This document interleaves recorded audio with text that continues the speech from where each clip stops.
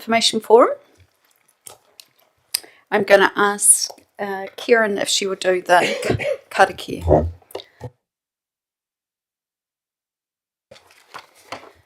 Tuia ki runga, tuia ki raro, tuia ki roto, tuia ki waho, tuia tato te tangata, ki te kopapa o te hui nei, ki te kopapa o te rangi nei, Māori ora, kia tato katoa. So bind above, bind below, bind within, bind beyond, bind us, the people, to the purpose of our meeting, to the purpose of this day. Breathe life into all of us. Kia ora, thank you. So welcome everybody. Today we are being live streamed through our Teams. So I would ask that you would mute if you're on Teams, which is we have Deputy Mayor Brent and Paul Morgan. If you could mute yourselves until such time that we're ready for you to speak. We do have the media present in the room, and I don't think we've got anyone that doesn't know our facilities as to where the ablution block is. We do have, welcome board member Ogilvie from Motueka.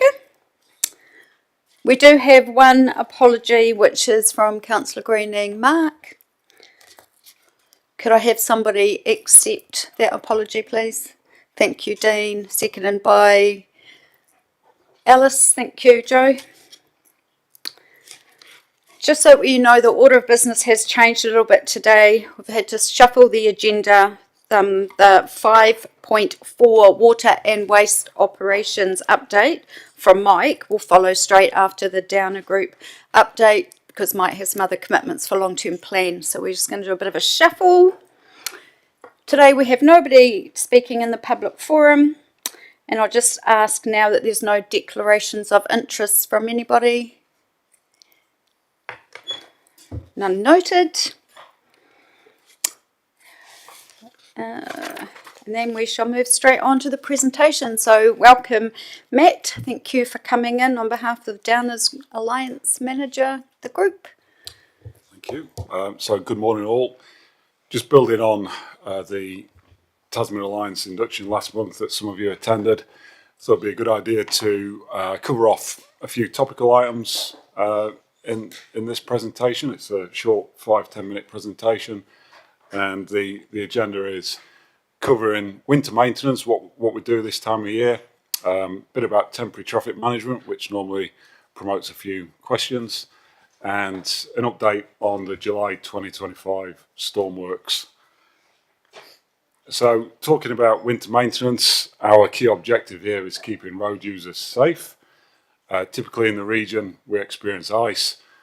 Occasionally we get a few flurries of snow, but it is mainly ice management that we deal with.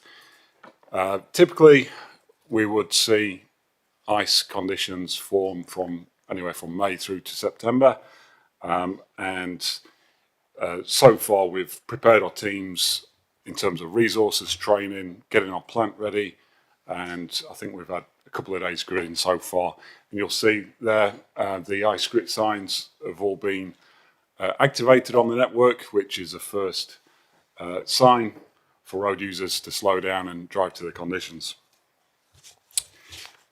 In terms of where we go, the map on the left there shows I would say a hot spot, but it's really a cold spot of where we've been over the last few years in terms of our ice gritting operations. So typically as we head further south into the alpine areas towards St Arnaud, that is where our focus is. But it's not just alpine areas, it's shaded areas, Motueka Valley, Rewalk, Sandy Bay, Kaitereri Loop, anywhere that's shading and damp is prone to ice formation.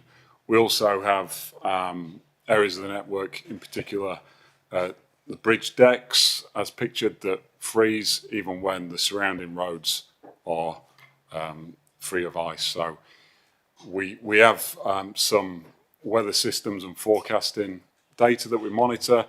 The example there is the St Arnaud gauge there that shows road temperature, air temperature, dew point, and our team actively monitor this to try and predict ice formation. You'll see our crews on the road if you're up nice and early. We do start in the early hours to make sure the roads are gritted, and they work around the network in a cyclic fashion, just making sure that our ice grit is topped up prior to any event. In terms of resourcing, we have 3 grit trucks as pictured there. I don't know where this cyclist came from, by the way. I don't know who took the photo, but whatever floats your boat. So these grit trucks are well equipped to do exactly what we need them to in terms of mechanically spreading ice grit. The contraption on the back there is called a skirt, and it just stops the ice grit from being flung far and wide and hitting passing vehicles mainly. So we've got 3 of those trucks. We do have a snow plough on the rare occasion we get sufficient snow to use it, and a grader. We typically use our patrol trucks with a front broom just on those smaller events. Just in terms of what we put out, picture there is ice grit. It's got lots of broken faces, and it's there to mechanically break down the ice. It doesn't really prevent formation, so there's different ice prevention techniques that are used around the world. On the state highways here, they use a chemical. We don't use that on the local roads, so the grit is a deterrent. What we find is when we spread the grit, it gives that visual deterrent of, wow, there's something on the road, I better slow down. You also get the sound of it flicking up and hitting the bottom of your vehicle. But we are relying on road users to take heed of the conditions and drive to those conditions.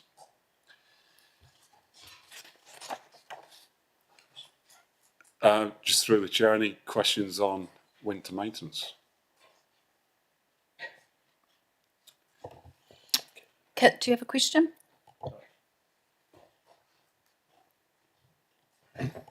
No other questions on that part? Thank you.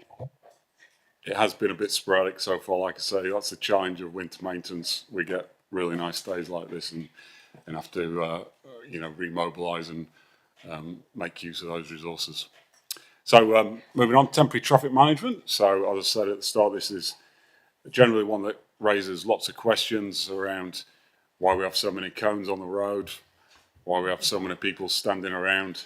So please, I'll get ready for those questions at the end. But to update you, about a year ago, or just over a year ago, New Zealand changed from the code. I won't say the acronym, it's way too long. A code which was very much around compliance. One size fits all. If you're doing this operation, you need X, Y, and Z. It moved from that to a guide. And the key change there was whoever delivers traffic management is now using a risk-based approach. And it's probably better that I just jump to the next slide, which shows an example of this. On this slide, there are 2 traffic management plans. The one kind of on the left is the old code, and the one on the right is the new guide. This is a road marking operation on an intersection, reinstating a give-way line or a stop line. Now, the physical operation takes about 2 minutes to lay the paint, spray the paint. However, under the old code, it would take about 2 hours in the setting up and disestablishment of traffic management and the 5 members of staff that were needed and all the resources that go with it. So what should have been, I don't know, a $50 activity turns into a $500 activity. So now, under the guide, we can assess the risk, which I think intersections in Motueka, low volume, not a lot of traffic. We can simply establish, and in that case, have a sign just saying, there's a vehicle ahead, and we can deliver that activity lower cost, more efficient. This is an evolving part of the industry. It's been around for a year. However, the industry is, I guess, maturing into the new way of doing things. So we're in the Alliance, we're challenging ourselves both by monitoring cost and resources to try and refine that as much as we can. And the photo on the left there, you can't really see, but that is actually a pink high-vis and a bit of a light-hearted example of how the guide allows change. Under the code, it was thou shalt wear yellow or orange, nothing else. For anti-bullying day a couple of weeks ago, the team asked if they could wear pink, and the answer was, well, if you're highly visible and road users can see you, then yes, you can. So, yeah, through the journey, any questions on traffic management? I'll have Joe and then followed by John. Thank you, through you, Chair. Thanks for that. I just wanted to check, is there improved driver behaviour with the change in the requirements for roadworks, and are staff still feeling safe? Through the chair, it's something we're monitoring. We do a lot of training around diffusing situations. I wouldn't say the behaviour has changed wholesale. I think a lot of the frustrations that were there through road users were for those long sites, cones and traffic management that weren't needed. And because the whole industry is still changing, I just don't think enough time has elapsed to see those positive changes. I think we do, when we plan road closures and diversions now, and we get the message out to the community and explain the why, we're seeing a lot better feedback through social media and an understanding from the public, which is great. And we just keep pushing the message of why we're doing things and what the traffic management is there for, which is to keep our people and road users safe. So I think we will see more positive behavioural changes in due course. Thank you for that. And John? Thank you, Madam Chair.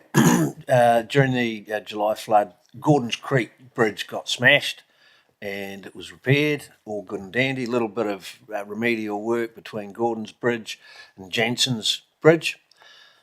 Then the road cones, thousands of them, were up for months and months and months with 50k restriction. And there was no road work going on. There was nothing. I had people ring me to say they hope that I get a ticket going through there because I hadn't done anything about it. Only last week or the week before were those cones removed. It was very frustrating. There was no need to have it restricted at 50k, and it went on way too long. So is there a question in amongst that statement? Why does it take so long to remove cones from a restricted speed area? Through the chair, I'd have to get back to you on that specific example. In general, the drive now is to remove unnecessary cones and speed restrictions for all the reasons we've spoken about. If there is a residual risk there, then speed restrictions are kept in place. For example, if there's a undermined section of road or something that would cause a problem to traffic, but if there is no residual risk at all, then there should be no cones. I'll have to get back to you about that specific example though. Kit? Yep, I've seen the use of electronic signage increasing. Is that saving us some money? And is it, to me, it's got to be better for the staff because they're the ones that get abused. Through the chair, absolutely. We have called VMS boards, variable message signs, and we find the use of those proactively on our big sites absolutely imperative for getting the message out there. So we target social media, letter drops, and the VMS boards.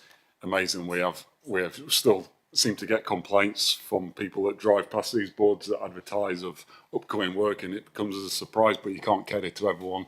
But it is generally getting the message out there early and gives that certainty to the public. In terms of cost, it's a relatively low cost and well worth the extra communication and awareness that it brings.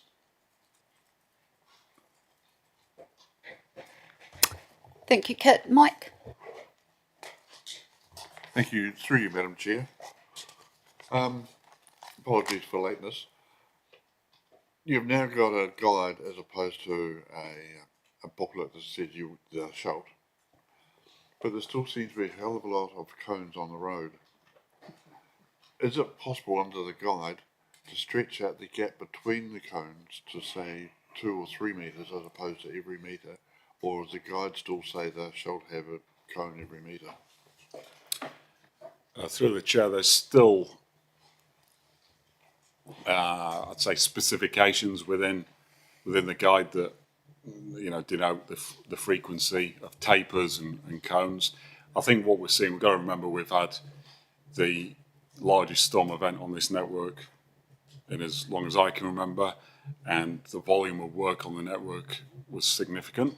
So I expect we would have seen the most cones on the network ever during the last 12 months. But certainly there are examples where we can reduce the number of cones with like shoulder closed setups, but there's still a frequency there that we have to, that's deemed safe, particularly with tapers and safety zones. You have another question? Yeah, thank you, Madam Chair, if you don't mind. And I've got a second question. You're going back to before I started going grey and losing my hair. Was we used to have signboards on the road to say who was in charge of the site, who was the foreman, how to contact them by phone, so that if anything happened out of hours, or which recently I saw in Motueka where the highway through Motueka was coned off, we still drive through, but we had no one to contact. Is that a purposeful reason to do away with that signboard so that everyone just rings the council, or is there any thoughts, discussion about having that signboard brought back in to say, hey, this is the Alliance. If you've got an issue with the cones or health and safety, ring this number? Through the chair, I do recall that, particularly with NZTA sites. There was always a who to contact. With the Alliance, we do that on some of our bigger static sites that is going to be there for a month or two. I guess it comes down to a costing of printing a board with a number on. I think the communications and lines of communications through council and to the Alliance are well established. So what we find is people phone the number and we get the message pretty swiftly. We've got an out of hours, out of call out service. So yeah, I believe people know who to call, but we'll definitely take on board that. Yeah. I'll just add to that. My view on that is we are best to channel all of those types of customer calls through our system so they get properly logged. And if you put the foreman's cell phone number on there, how do we see, or how does the council manage, all of the issues related to that site? So we now have this customer relationship management system. So we need to have visibility of any issues that have been experienced out there. So that seems to work quite well. And like Matt said, we've got the pretty efficient lines of communication. It doesn't take long for the message to get from the customer who complains via call care or through staff during business hours to get the issue. At least I'm not aware of any issues cropping up. It's always good to catch that data and know how big the problem actually is, isn't it? As opposed to a behaviour of a said driver, potentially. Dean. Thank you. I'd say that people who complain about the number of cones on a working site have never worked on the roads, because there's just that many idiots out there that can't, doesn't matter how many cones you put up, it's never enough. I fully understand. Did the pink high vis reduce bullying? Through the chair, I don't know for the day in question. No, I think it promoted a lot of interesting responses from the travelling public. We had most of our traffic management crews wearing pink for that day. Lots of photographs, lots of positive vibes, and good feelings all around, I'd say. Yeah, all part of the campaign, I guess. Dave. Look like that through the chair. Just picking up on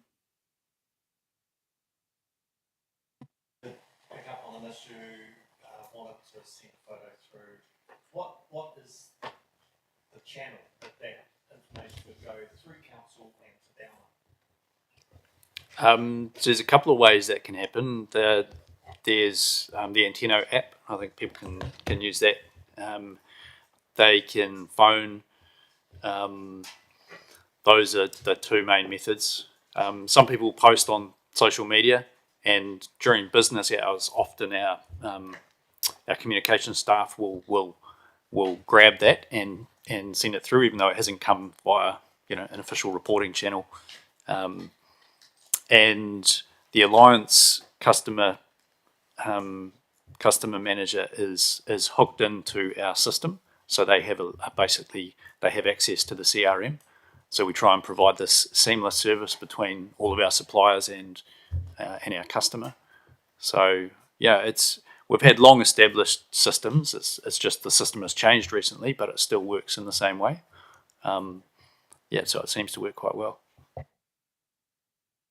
Just drilling into that a little bit. So the collation of reports on roading, how is that collated? Is it manually, or are the customers, what I'm interested in is, are the customers being empowered to submit roading reports or any other infrastructure, piping or anything, directly to a portal related to that, so that essentially the collation of that information is happening real time automatically and then can be passed through to either the pipework guys or the roading guys? So what we find is we have to filter things that come in from customers, because often the way they describe the problem sometimes isn't necessarily the way we describe the issues or the way we structure ourselves to manage those issues. So we pass it through at least one layer of staff filtering. But once that information is logged in the system and then it gets managed and distributed to different teams, that is all reported on at various levels. So there's, I guess, overall reporting that that is available to the organisation on which activities are receiving which number of customer requests, and then you drill down to my level, and you might have seen in some of my earlier information reports, we report up the types of roading issues that we get. So the number of unsealed road complaints, the number of sealed road vegetation footpath, so that we can track what you guys can see how we're tracking over time with that. So I hope that answers it.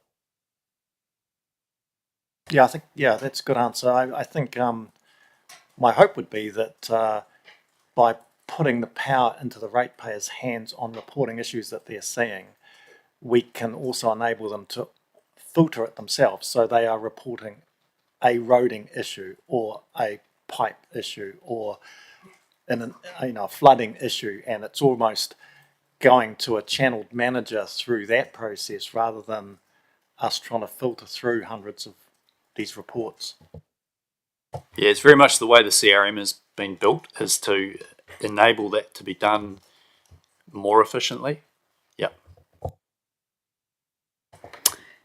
That would be really good, Jamie, if we could get those comms out a bit further, so that what Dave's just said, if when people report in, that it's precise on what the actual issue is that they're working with or struggling with.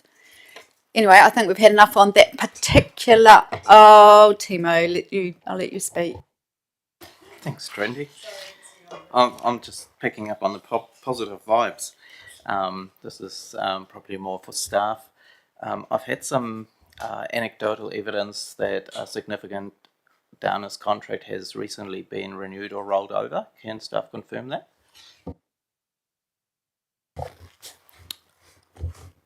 You might be, through the chair, you might be referring to the 12-month extension through to the 30th of June next year for the Alliance contract. It might be the one you're referring to. Yeah, that was approved earlier this year by the Contracts and Procurement Committee. Okay, because I remember we had a workshop in November when we talked about these significant contracts where we were told that the council would be involved in shaping the goals and processes that we wanted to achieve from from these contracts, and I personally haven't had any input.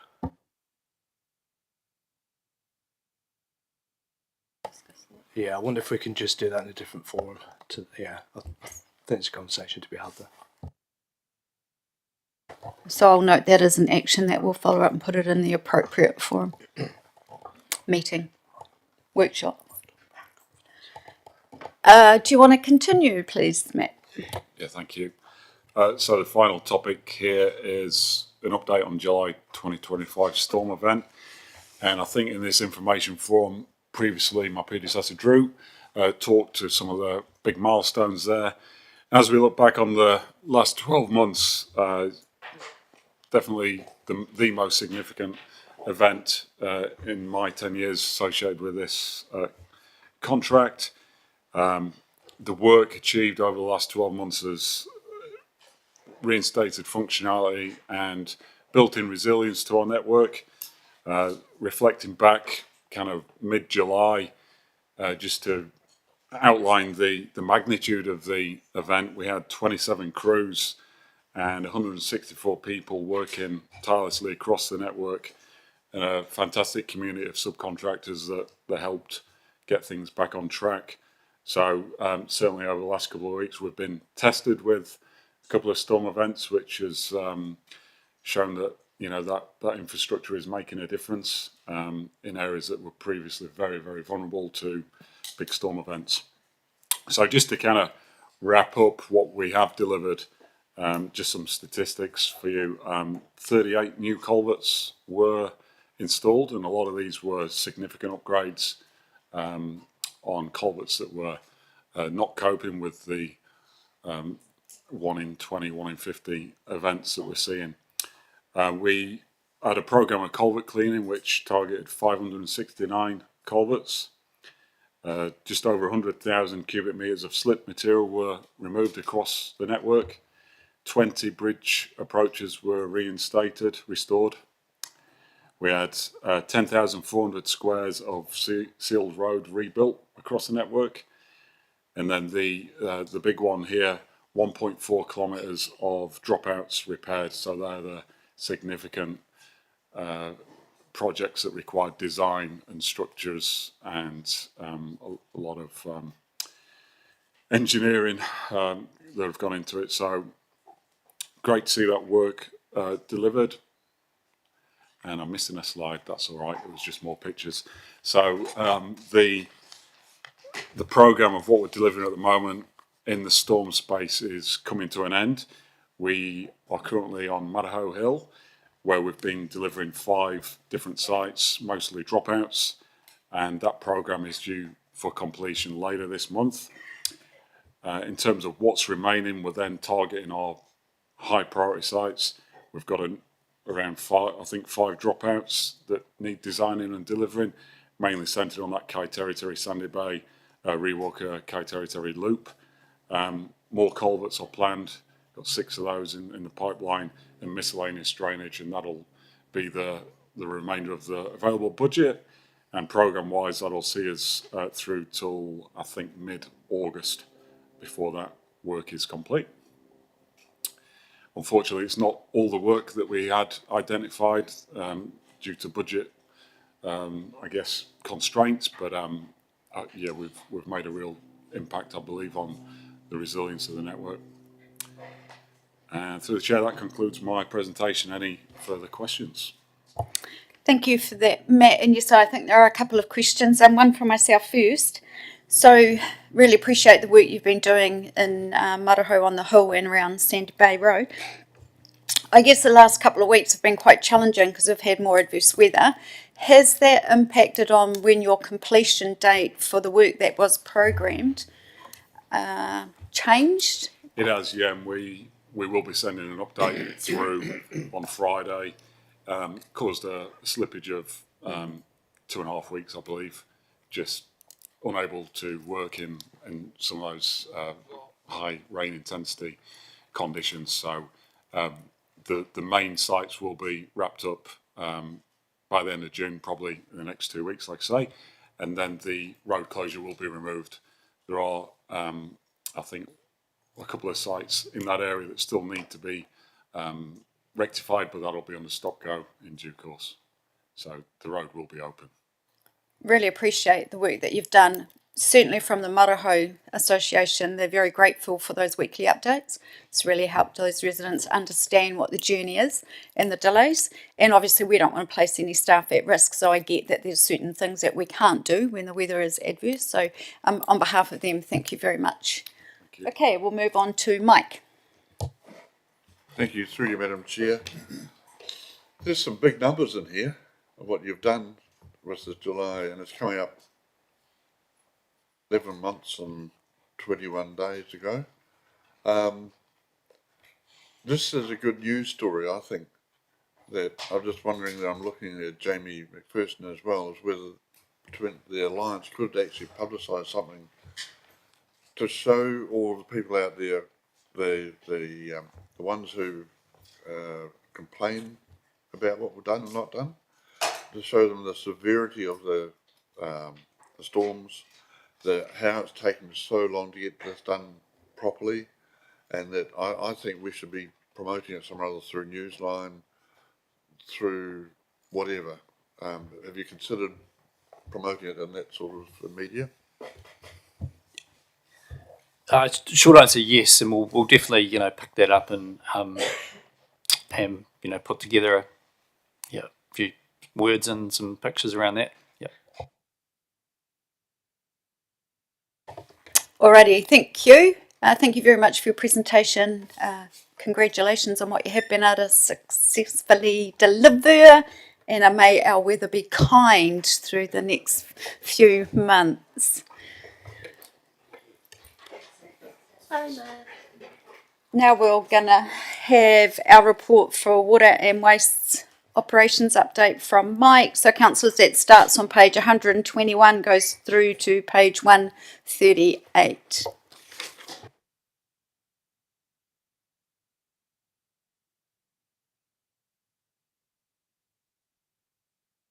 Let's get back online here. Okay, now you can hear me. Good morning. Thanks for that. I was going to give a bit of an update on the event last week, but we managed to get out quite a comprehensive update on Friday, particularly around the issues that we faced with the water supplies. And yeah, those upgrades are rolling on nicely at the moment. So that should give us some relief in the next year or two. But other than that, I'll take the report as read and happy to take questions.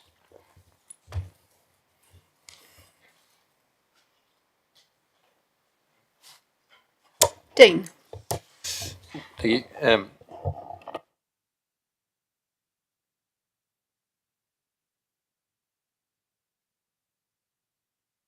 no, 135 page.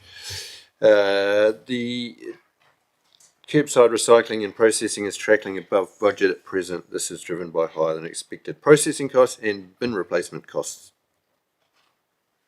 We paying for bin replacements? How does this work? Yes, it's we own the bins, and we've got to. I can't remember what the time frame is, but they have a life cycle, and when they get to a certain state, we need to be replacing them, and we budget for that. Yep.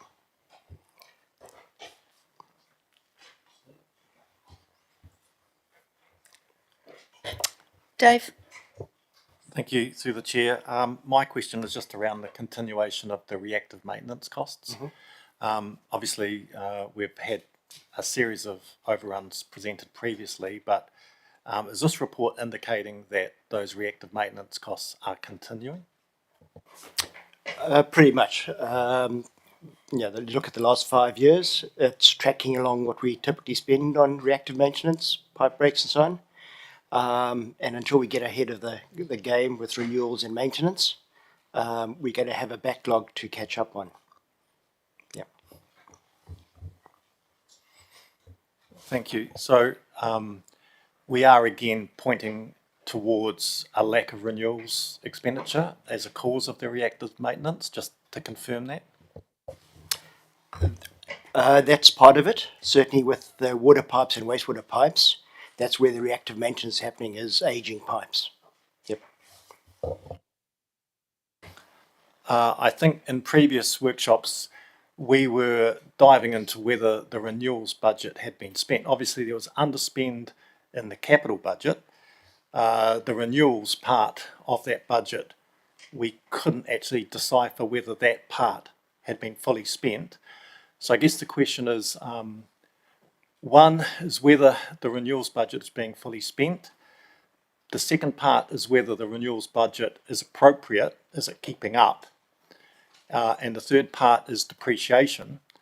How is depreciation being re-estimated when we have failures in the network that are before their expected working life? So when we expected 80 years pipe life, the Blue Butte, to pick an example, failed at 36 years. Is the cost of that failure, the lost 40 odd years of working life, coming through into the depreciation, and is that feeding through into the renewals budget? That'll be a question for the finance team to respond to. I can get them to respond how they're doing that, but certainly those adjustments to the expected life is now being done. And when we have the presentations on our renewals for waters and wastewater, I think it's on the 22nd of July, we have the presentations on the GOES, and we will be giving a breakdown of what we expect the smooth forward works replace or renewals project or program should be at that stage. And then that should, those working lives or anticipated working lives based on the history that we now have, should adjust the depreciation accordingly. Thank you. I expect your support when we come to prioritisation of the capital projects. Just for the record, Dave, we have put that down as an action to be followed up through the finance workshop. Celia. Thank you, Chair. Yeah, thanks, Mike. I just wanted to ask you a question about the Collingwood wastewater treatment plant, and I see this is going to be a program of clearing out some silt material and storing it, and then at some point that will then be put off-site, disposal off-site. What sort of place do you dispose of that kind of thing off-site? Is that, do you have to try and find somewhere, does it go on someone's farm, or how does that get managed? Just so that we can, you know, if we get any questions and stuff from the community, we can be prepared. That is a challenge because it depends on when you do the testing of what sort of heavy metals, etc., are in that waste stream. I guess it's similar to the material. It's obviously a lot more liquid that goes onto Rabbit Island at the moment with the biosolids program. So it is fully treated by the time it's dewatered and been sitting in the bags, the dewatering bags for a while. Worst case scenario, it goes to landfill, and best case scenario there is used as cover material. But ideally, we would like to find somewhere that it can be reused as a fertilizer, I guess, or a soil conditioner. But increasingly hard to find people willing to take treated waste on their land. Yeah. Okay, thanks. And so it is tested for heavy metals before it would be considered for putting on pasture or whatever. Yeah. Absolutely. So we would have to get a consent if we're going to be applying it to any land anywhere, and there'll be a range of heavy metals. Just one example. You know, there's nutrients. Obviously, it's rich in nitrogen, which is a good thing. A couple of other nutrients that are useful, but there'll be a range of conditions attached to the contents of the waste. Thank you, Celia. We have Mike and then Kieran. Thank you. Through you, Madam Chair, I've got 4 questions, but I'll be quick. Let's do 3 to start with.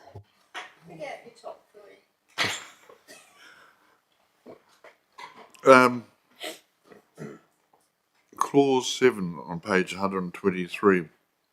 We talk about getting a plan to Water Services Authority by the end of June for the Dovedale Water Supply Scheme. We've only got a couple of weeks to go. Is that on target? It certainly is not on target. We're in the process of writing them a letter explaining where we're at. We've had quite a few issues trying to pin down a water source. We're making good progress. We believe we've got enough capacity now in the new bores, and the intention in time will to be put down a fourth bore just to ensure that we can plan for the future.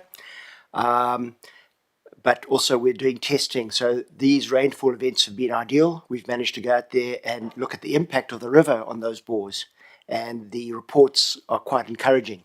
But until you get those reports and you're waiting for the rain to happen, and it's been a fairly dry season of late until the last few weeks, you've got to have this information for the design. So now that we've got that information and doing the final testing, we are about to write to Mata Arawai and advise them of the new program and how that's going to fit in. Yes, it is what it is. We're working with nature, and hopefully they will understand that. But we certainly will have a report of sorts to them by the deadline, but advising that the full program of works will not be forthcoming until we've done more detailed design. So combining that question into this one here, which is still the same scheme, Dovedale Water Supply Scheme, how are we going with the budget on that? Because I've heard that it was a very tight budget for your sinking your bores. Yes. Well, at this stage, until we do the detailed design, we won't have the final figures. But at this stage, we're fitting within the budget we've got. But once we do the detailed design, we know the route for the pipeline, for example, we know what's needed for the pump station at the Mott River, and then the level of the upgrades we need to the treatment plant. So we just had a report done on the treatment options, depending on the quality of water, initial draft design. That looks at 4 options, and one of those was to look at endpoint treatment again. And I must say the endpoint treatment really isn't looking favourable from a financial point of view as well as from a pure risk point of view. You know, when you're relying on the local community to actually make sure they treat their water properly, and not, the only way it would be workable is if we had a point of supply without treated water or limited treatment, and then relied them to put in all the equipment and maintain that equipment. And the feedback we're getting from around the country that have gone down this track already, we've got completed reports where they've actually installed systems, and it's not encouraging. Thank you. You've been doing some leak detection in Brightwater, Wakefield. I know, well, somewhere in the back of my mind, we've got a 18% unaccounted for water losses across Tasman. Have you done the same sort of exercise for Brightwater, Wakefield after you've repaired the leaks? No, because the use figures have dropped right off. We've actually got an average of 16%. It's normally anything between 18 to 25% is considered normal for a well-operated system. So our achievement on water losses this year is exceptional. Okay, we'll come back to you when others have had a chance to speak, Mike, because I've got a bit of a list. So next I have Kieran, then Brent. Thank you. Mike actually asked the questions that I was hoping for around the Dovedale bores. I suppose in that discussion, I do wonder what happens if those bores are found to not be sufficient.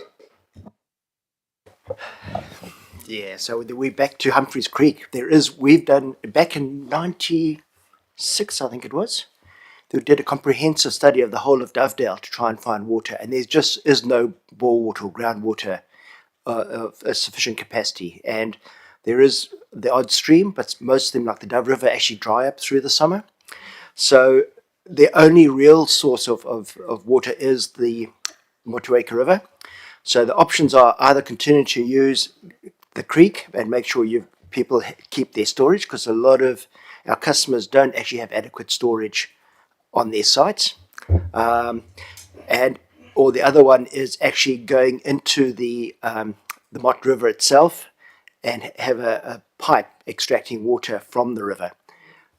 That's the only remaining option there.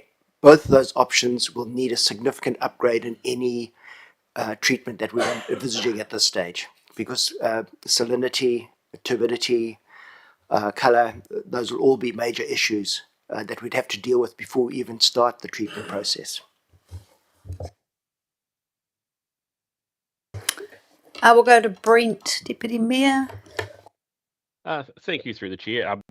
Mike also answered the question that I was going to ask, but while we're there, Mike, the batteries, and I understand the risk because it's one of the reasons why private sector hasn't taken up the offer to store these batteries. But if we're limiting just to the resource recovery centres, don't we pose the risk of actually having batteries back in general waste? Yeah, fair question. I'm sure this one that's David has thought about, but I do agree, yes, it is a risk. Yeah, the problem with battery storage now is you actually have to have these containers that has to contain it, and they're quite expensive, and people don't want them at their shops and so on. So it's something that we are continuously looking at other options, but I guess I can't answer your question straight out of the stage, but I will come back to you. Okay, thank you. Because I just guess the ones where you're going to remove them from the rural sites, Wekapekas, Tapawera, Murchison, it would make more sense to invest in a suitable container than to have them put in rubbish bins again, I suspect. Yeah. But thank you. Thanks for that, Brent. My question is around, can we have an update on the Thorpe Creek gate? So we've been told that it was, there was corrosion, and the tidal push is still allowing to come in. Have we got an update on where that's at? Thanks, Mike. Yeah, we will be upgrading it to a similar flap gate that's more than adequate for the site. We certainly will not be putting in an automated system. So when are we thinking of updating it? I would expect it very soon. Yep. The planning's for it's underway already. I can't give you an exact date at this stage. But it is a work in progress? The design work, yes. Thank you. Okay, we're going to move to Dean. Thank you. I just want to follow up on those bin replacement things again. So this is scheduled bin replacement that's tracking above cost. Does that mean it's because the price of the bins has gone up? I expect that as part of it, yes. I'm just wondering if we could have a pause in replacement while prices were high as opposed to continually buying at the moment. I guess they're made of plastic, so that's very closely linked to the fuel price or the availability of fuel. If they break, we've got to replace them. And so when they lose their lids or the wheels come off, and as I say, some of them are getting to end of life. So this isn't like a street by street replacement. This is that one's broken, we replace it replacement. I would say it's probably both. Yeah, I'll get back to you with a more comprehensive answer. I don't know that level of detail. And just one more on a different topic for me. That's my food. Did we notice any change in the quality of water at the Brightwater water plant this year or in recent years? Because I'm told the quality coming down the river is not as flash as it has been in the past. So. No, not on a day-to-day basis. We've always had issues with those bores because they're so close to the river. So when the river gets up and it comes down dirty, we get dirty water, and so we have a turbidity issue to deal with. The quality of water coming out of the treatment plant is no different. We've still got to treat it to the same standard, but it's the main push to get the new Clover Road bores online, because those, even through these storm events, there's very little impact on them. More in terms of mineralization or? Not that we've noticed, no. Timo. Thank you, and sorry, it's Dovedale again. The more I hear about this water scheme, the more it seems to me like it would be the prime scheme for where residents might want to take some more responsibility for their own water supply. Is there any honest discussion going on with the residents about the trajectory of costs and where that's going, and whether on the whole the community would be better off taking care of their own water supply and therefore discontinuing the scheme? Discontinuing? Yeah, look, we've had a committee there for many years, and I've been involved with them from ever since I've been here. Of late, the past 18 months or so, the chair hasn't been available. I think he does a lot of work out of the country, and the committee we haven't met with them. But prior to that, which was the start of all this process, we had regular meetings with them, and they were well aware of where things are up to. But I say that hasn't been the case for the last year or so. In terms of the community taking over, the reason the scheme was put in was because there's no water in Dovedale. It's a rain shadow through much of the year. There's no groundwater. The rivers run dry.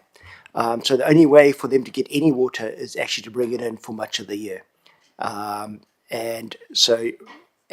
they ran the scheme themselves on a smaller basis as a stock water scheme, and that failed really badly. They basically went bankrupt, and council had to bail them out and extend the scheme to Upper Mutri, to get the numbers up to try and justify the costs.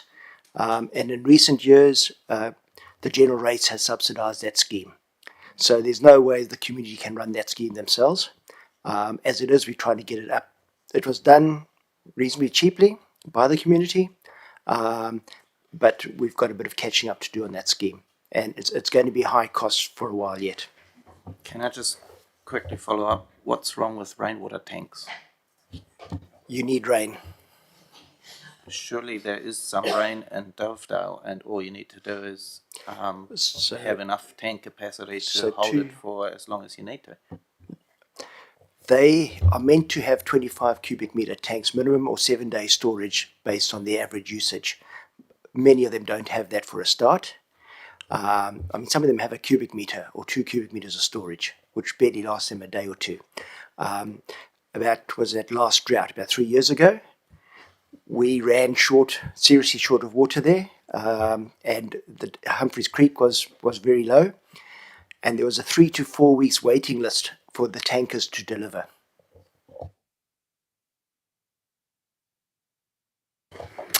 Okay, we're going to go back to you, Mike, for your last question on this topic. It was about the batteries. Thank you. It's all right being answered. Okay, and Joe. Thank you. Two, if that's okay. I know it's just been the weekend and we've had that heavy rain event. Have we had any issues in Motueka with the Ledger Ave treatment plant that you're aware of? None at all. Yep, it was a reasonable rainfall event, and the systems coped with it. Excellent, that's great news to hear. And two, just regarding the Dovedale scheme, because I agree it's a tricky thing, but my understanding is that we cannot opt out, and the government would force us to take it on anyway, isn't it? Is that correct? Correct. Basically, if anyone's connected to a public scheme, we cannot shut it down as long as someone wants to be on it. And also, even worse than that is, if there are private schemes out there and they can't keep it going, we are expected to step in and take them over. We don't have a choice in that either.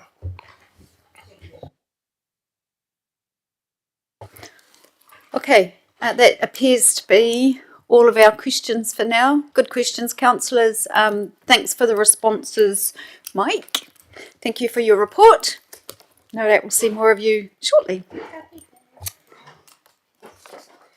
We are now, councillors, going to go back to the Environment, Science and Operations report, starting with Mirka on page, presumably 16.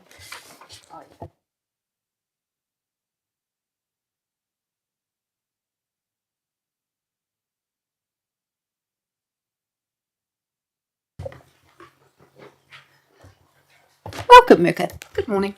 I have brought some helpers along. I've got Bridget here, who's the team leader for the catchment team, and Monique, who is here on behalf of Joseph, who is currently in Malaysia. So she knows Joseph's brain very well. I haven't got a presentation. What I've been planning on doing is take the report as read. But what I have done is I've taken some of the slides from the report onto a slide deck so that if you have got any questions, we can then refer to the slide and explain it in more detail. As you would have noticed, the report is divided broadly into 3 sections. I have, in the first section, elaborated a little bit more on the sort of evolution that our team has been on over the last year and how we've come about to identifying and refining our services and programs of what we do. Secondly, I have given you some more details of the gap analysis that we've done as a consequence of that. And then thirdly was the table of the sort of works that we've actually done in the last 6 months, but I have tied them back to those services and activities, so it all sort of comes in a neat framework. And with that, one correction in here is when it comes to the freshwater health and the bathing water quality report, I said the report was going to be tabled after today's session. We have delayed that, so that's in the July information forum. So that's a mistake in this report. But yeah, over to you. We'll start with Celia. Hi, thanks, Mika. Just a process thing. With this new, system of reports on our computers, some of the stuff that's been copied is not readable. Well, I don't find it readable. It's very, very small, and when you try and enlarge it, it actually loses its resolution. So it's just because there is quite a lot of stuff in here that has been put on from other documents. So it just might take, now that we're doing Docs on Tap, it might take a little bit of working out to get a better presentation somehow. Yeah, but there is a problem with the resolution of copied stuff on here.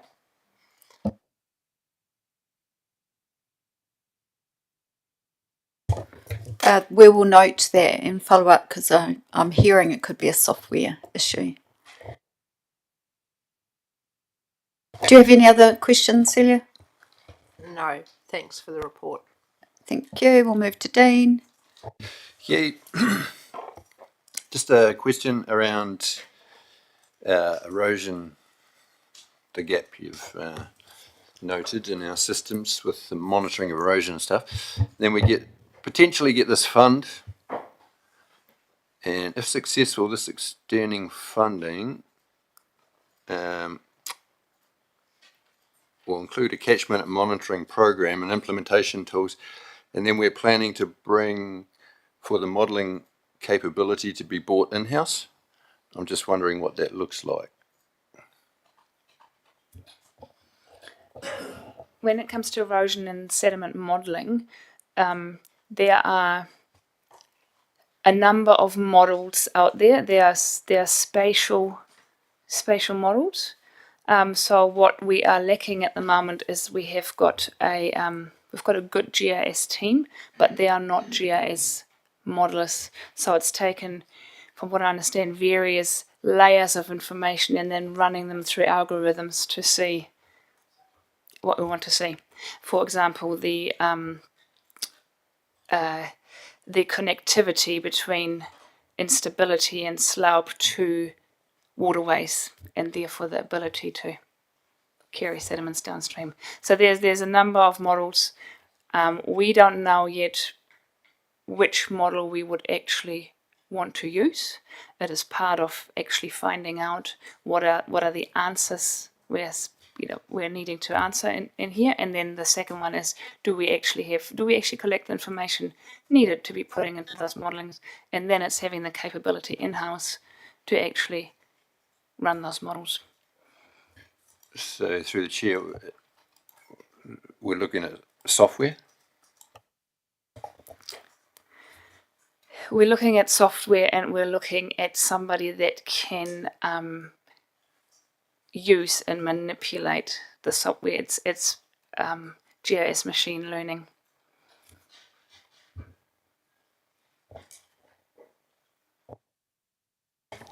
Any further questions from you, Dean?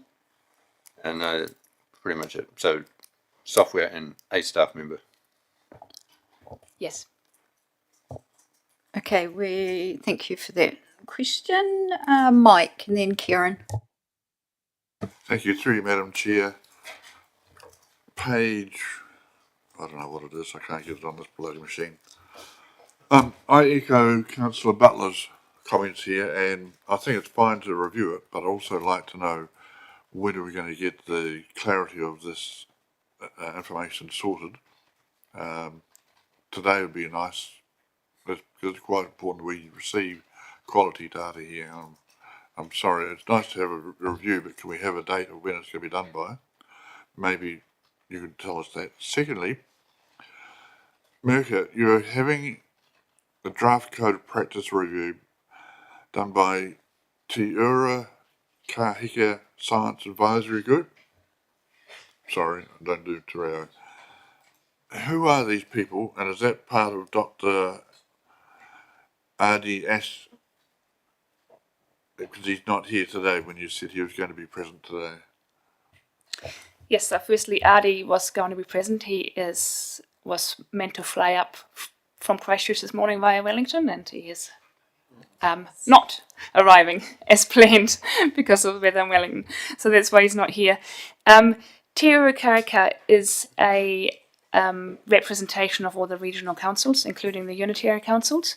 So what we have got is a collaboration across the councils, and depending on the subject matter areas, we've got special interest group. They're called SIG groups. So we, for example, have a land monitoring forum SIG group. So all the people like Dr. Adi Ash are representatives there. So there's the 16 regional councils plus unitary councils, and they meet every 3 to 6 months, usually online, to discuss what is important and how they can collaboratively tackle some of the problems. So we've got for our team, we have got a freshwater SIG group, a land monitoring SIG group, we have got a land managers SIG group, we've got the science advisory group, so the likes of myself, all the science managers meet regularly. There's, I don't actually know how many there's many of those groups, and that's how we collaborate. So for the environmental science managers group, the science advisory group, we are all tackling the same problem at the moment, where we're trying to get some consistency across the country and across the regional councils to say, how should we design our environmental programs? How do we take what is written in legislation and in our regional plans and turn them into activities so that we are consistent? And that's where that comes from. And just say, I fully appreciate the approach that you're doing, and keep it up. It's why we should be working and collaborative with everybody. Thanks, Mike. We're going to move on to Kieran, Dave, and Joe. You're on the list as well. Thank you, and through you, Trindy. Thanks for the report. My question is specifically about the rivers and how there are 5 attributes that you are studying. I'm wondering if we work in partnership with other organizations like Tasman Bay Guardians or the Motueka Catchment Collective, and if we're able to use some of that data that they're capturing. I know that they go out with schools and capture that data in different streams. I don't know if that is relevant enough, but I'm wondering if we are given that data, if they're out there anyway, monitoring the streams, if we're getting that and if it's helpful at all. I think we need to distinguish between what data we collect, where and why and how. So when we talk about the freshwater health monitoring programs, they are the foundation is our state of the environment monitoring, and that is done via some national environmental standards to which we must monitor. So that is the basis of all of our information. But the state of environment monitoring, because we do it across the whole region on a limited budget, we are just selecting certain sites to give us an indication in a long-term trend. We then go in and say, okay, over in this area or in this broader freshwater management unit on the couple of sites that we collect data on, we think there might be a problem. That's when we go in and do what we call synoptic surveys. So then we would go in a given year and take a few more samples to see, well, where in the catchment is the problem. We are the sort of monitoring that the citizen science do, that helps us then complete the picture. It's like a bit of a puzzle, you know. We can do the frame, and then we can get some colours together over here, and we put a little bit together, and then the community groups add to the picture. But it doesn't complete. We do work with them closely. So Trevor James spends a lot of time with those groups to also give them advice on how to do and where to do, and we certainly use each other's information, but it doesn't have the same scientific rigor as our monitoring because it has to live up to certain standards.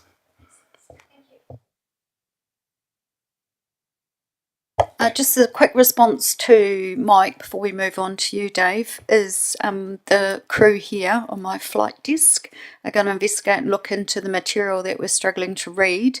We're not so sure it's the software or what it is, but we actually need a bit of time to look at why we can't open it and read it a bit better than what it presents currently. Just so you know, it is an action that we're going to take up. Dave and then Joe. Excellent report, Mirka, thank you. If I look at the word data in your report, it comes up a lot. And so you have a particular need for data collection, storage, analysis and reporting. And I would say probably more so than a lot of other groups in the organisation.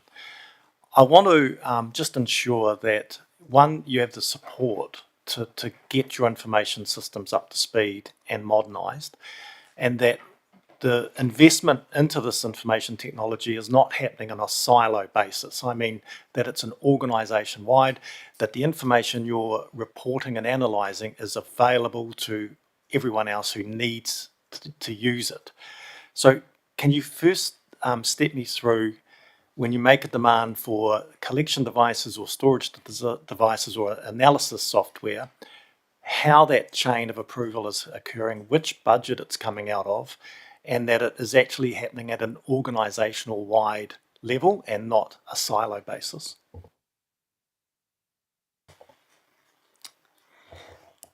There's so yeah, there's I've got two thoughts in my head. One is it comes out of our own budget. So I need, if we see for our team that there's a need for field tools or and a data need, that has to come out of my budget, and it then has to go through a process into our information technology team to get approved and developed. What we have done is we're working very closely with the data and monitoring team, and we have developed, so the data and monitoring team last year has employed what they call a data owner. So that is our conduit for environmental data into our internal processes to make that more efficient. Because quite often as scientists we speak a very different language than our IT professionals. So we felt that we needed a translator to help us through the process. And it is also, for us, it's quite hard to come up with what budget we actually need without understanding what the solution might be. So again, so that's where that person will help us. Part of that work was to develop the environmental data strategy and have a bit of a route map going forward so that we can feed our needs through and do it more efficiently. And that has come directly as a result of the it's part of the DIP program. It is our little solution, environmental data solution within the wider DIP program to get leverage. Thank you. So in the DIP program, it refers to the data lake, which I think is the centralised storage of information. I guess in the modern data storage, it's moved away from files and it's more and instead of folders, it's more like a search like on the internet, a keyword basis search. So is the information being stored up into the data lake, and does it have that sort of search capability for wider access?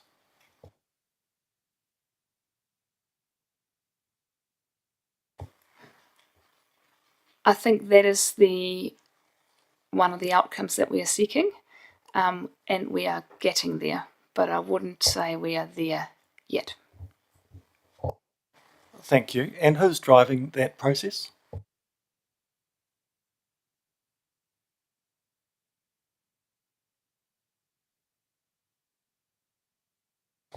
I'm staring at John or Robbie, Mike. Yeah, I do. Bob, can you provide a helpline for her, free? Yes. I wasn't sure if I was allowed to talk. So you're talking about who's driving the data lake project across the council, or within environmental? For your integration into data lake, I think Steve Manners has the data lake as part of his DIP, but who is giving you the support to integrate your information into the data lake? So I work with the data and monitoring team as well, and we get a lot of support. I'm quite closely involved in this project with some of the IS team, the business analysts up there. So Luke Chignall was just one of the people that we work with closely. So yeah, there's a lot of, I'm currently working on getting our data into the data lake at the moment. So yeah. Rob, do you have something you'd like to add? Through the chair, fancy saying I talk too much.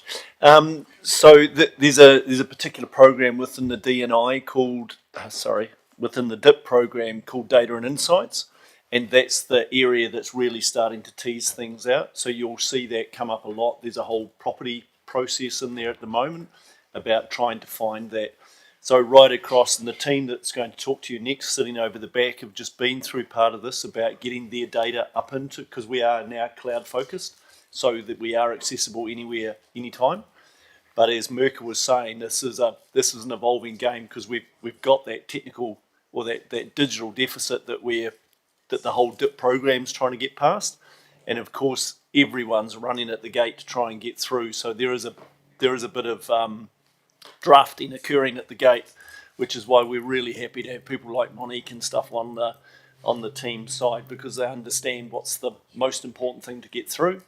And as Monique mentioned, we've got people like Mike Pratt or Luke who are kind of the upstairs gatekeeper of that, working with us. So we structure those programs properly, and we do it once properly, because as Mirka was saying, the team there has their language, and it's making sure that we find that universal language.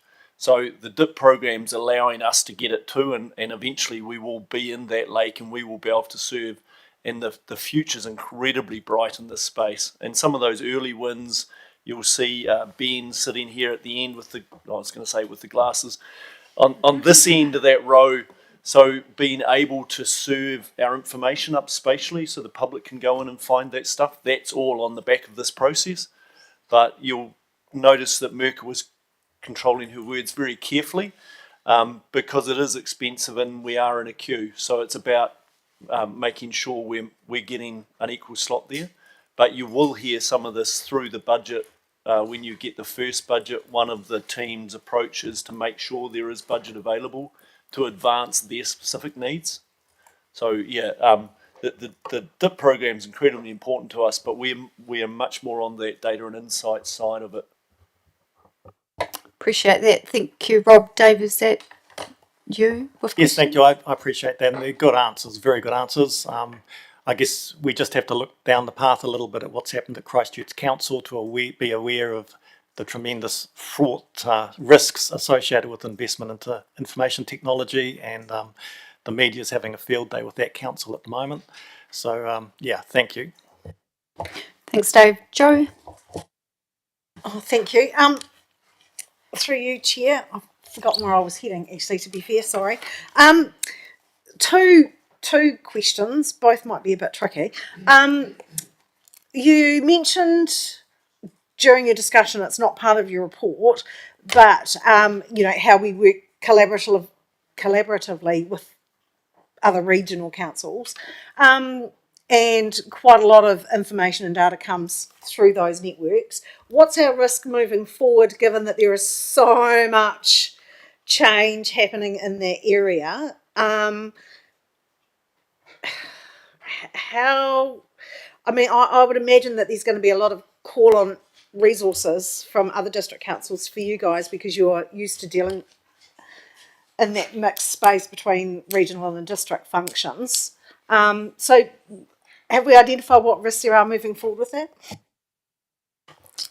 We're certainly discussing that at our meetings, and it is more so that our regional council colleagues are asking us that are there from Unitaries to talk them through our experience of what it's like to be part of the Unitary. I think there is certainly the desire at Te Arikahika to keep that going. The biggest risk would be that once we don't have regional councils as such anymore, that function will disappear. That would be a real shame, because and I might be wrong, but I think on a district council level they don't have the same collaboration that we do at a regional council level, and yeah, that would be a huge loss. And secondly, there's been a lot of discussion of late regarding gravel and things in rivers, and my assumption is that part of your team's work is in connection with the rivers team. Can you give us, and it may be a bit tricky, is there enough resource within your area to be able to support that work, and how are we prioritising that within our functions at the moment?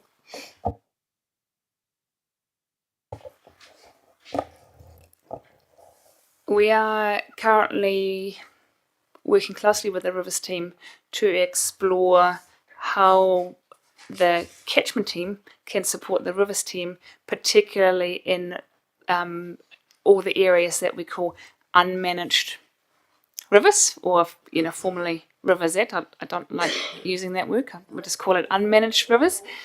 And I might pass over to Bridget shortly to explain more about it. But so the work that sort of Bridget and her team has been doing since the flood is that they have been working really closely on two things. One is making it clearer in terms of what can landowners do as part of their permitted activities in works in and around rivers, so that the land management team can go out there and give that advice. I was hoping to have that guidance here for you today to have a look at, and it's imminently getting printed. I think she might have bits of paper she can show you, but it wasn't quite ready yet.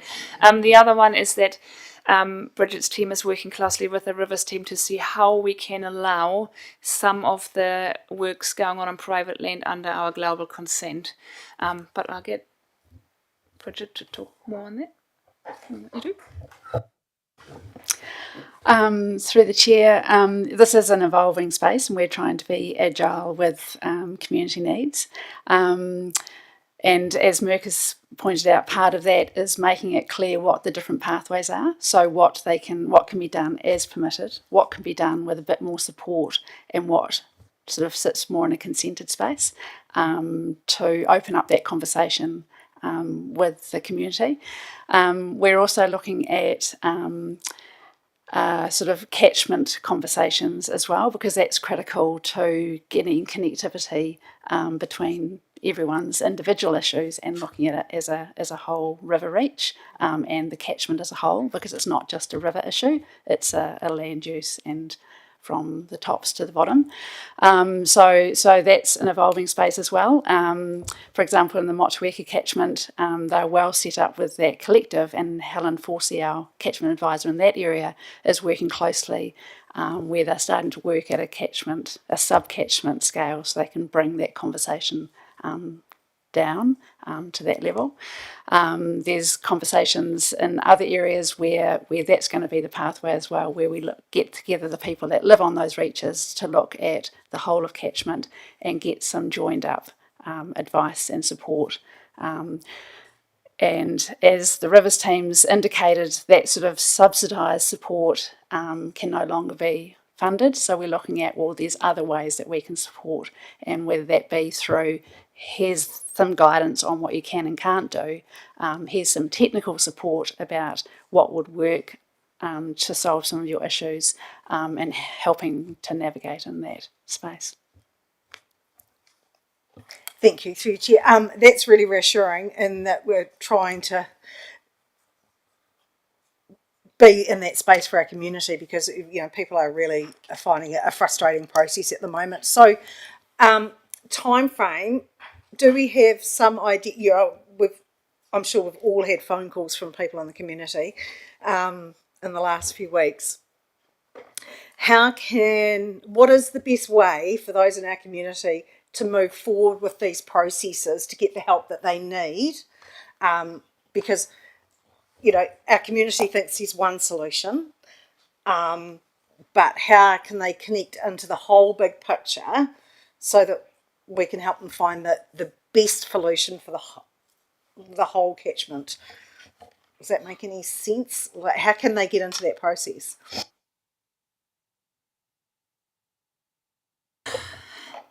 I guess the best solution is for them to get in touch with the catchment team, the catchment advisory team, and they can then act as an intermediary between, or actually find the need of what needs to happen. Is it a conversation with their neighbours and facilitating that, or is it a conversation with whomever at council who the specialist is? That would be the...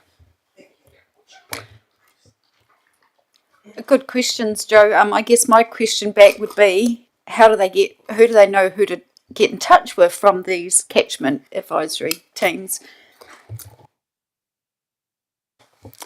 Well, it's we have got a generic email, but it also is going through that council sort of lodging a case kind of portal, because that's again is registering it so that it's tracked. And we're accountable to responding to that.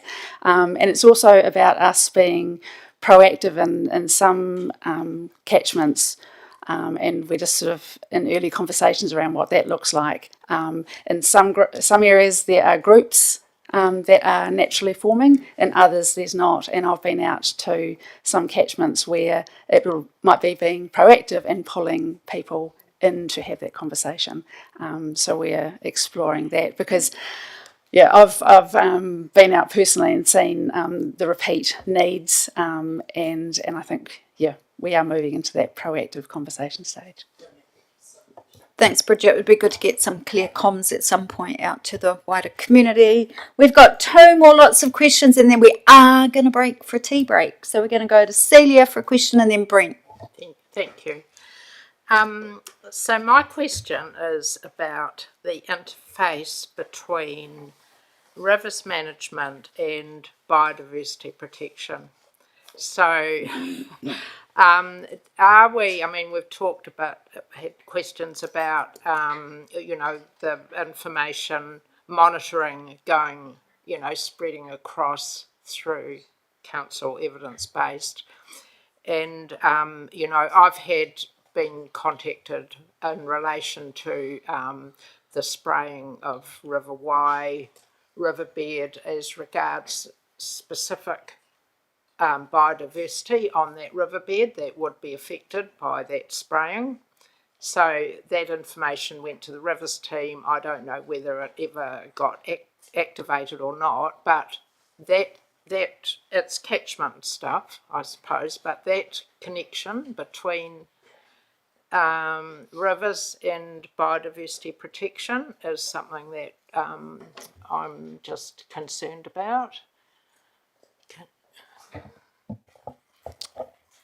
We've got the biodiversity operations report after this, so you might want to repeat the question to Gwenny and her team.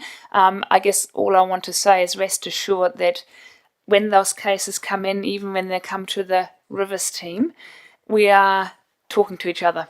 So we certainly, at the catchment team and the biodiversity team, as well as the person from the Rivers team picking up those cases, we're only a couple of metres apart in the hallway, and we do talk to each other and then work on a reply together. Yep. Thanks for that reassurance. Thank you. And the bio team, when you come after we've had our little break, you might want to contribute to that conversation. We will now move on to the Deputy Mayor, Brent. Thank you, through the chair. It's a similar question, really. So, do we have any delays in work actually getting done on our river because we're still seeking further data or further preparing further guidance?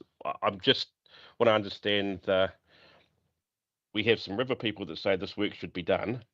Is there any pausing in terms of while we assess what that relates to in terms of data or process?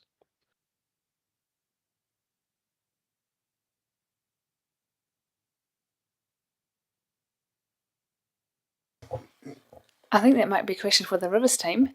I don't know.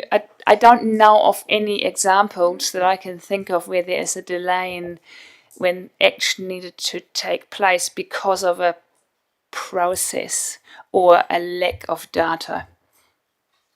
So But I could guess be wrong. just so if there's if the river teams come and seek some form of guidance, and I'm not sure what sort of guidance they may seek, is there anything that they're waiting for in terms of saying, let's take some gravel out of here, let's change some waterways here?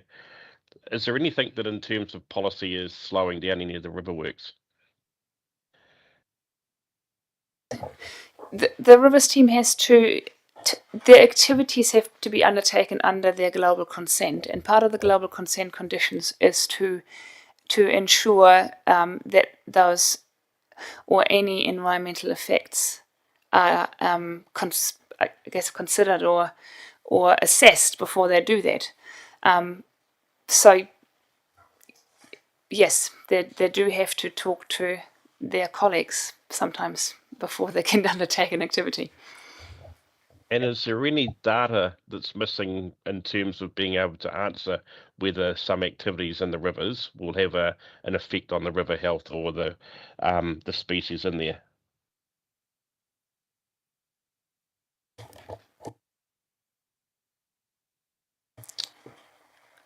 I'm not aware of any data being missing. I am aware that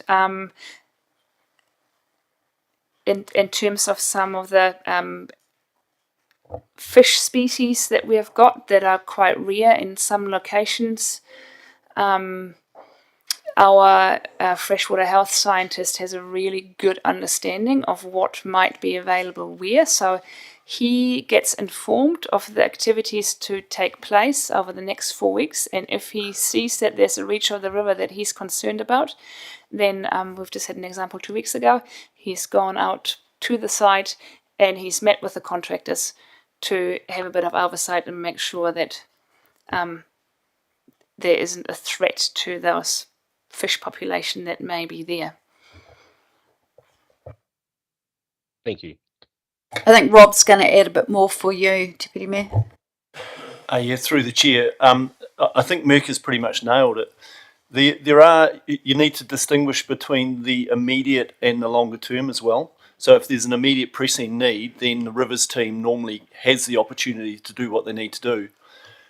There are issues. Remember, we have water conservation order on our rivers, so we can't just outside of an emergency do what we like. So there'll be times where they need to do a bird survey or something like that. So they will be waiting for an ecologist to come and do that. Or an example recently is around a fish survey in a spawning area, a particular reach of a waterway. So the works, because the works were essentially blading through the waterway, so they needed to do a pre-survey work to see what's present in there. And that's just part of good resource management. You'll see that the world over, and particularly, so we are bringing those standards to our works. But the distinction between the emergency and then the longer term. So as Mercus says, we are covered by a consent. The rules are very strong in this space. So the team may have to, that they're pragmatic, and there are ways around some of those ways to operate, which would normally require a bird survey or something like that. And Matt's sitting in the back row, and that'll be something that Matt could comment on around those bird surveys. But yeah, the staff, as Mercus said, that these staff are all sitting within a few metres of each other. So normally if there's a particular issue like a bird survey or a flood model response or a gravel question, they can be answered very quickly. The last thing I'll say is that within the community, of course, sometimes there's an annoyance at council's reluctance to take gravel from particular reaches, and quite often the situation in that case is we are doing work to estimate the gravel flows through that reach. Now remember, we don't just look at one reach in isolation, we'll look at a long stretch because gravel tends to move, and it might be here this week but 2 floods later it's downstream.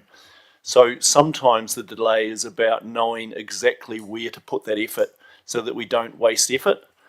But that's where you'll see the budget coming back to you around those LiDAR surveys and some of those things. And that's also the office immediately next to the Rivers team is where that is done. So there's no particular problem, but there sometimes will be delays, and that's just good process. But in an emergency, we will be there. Thanks, Rob. And maybe if the chair would just indulge me one last bit.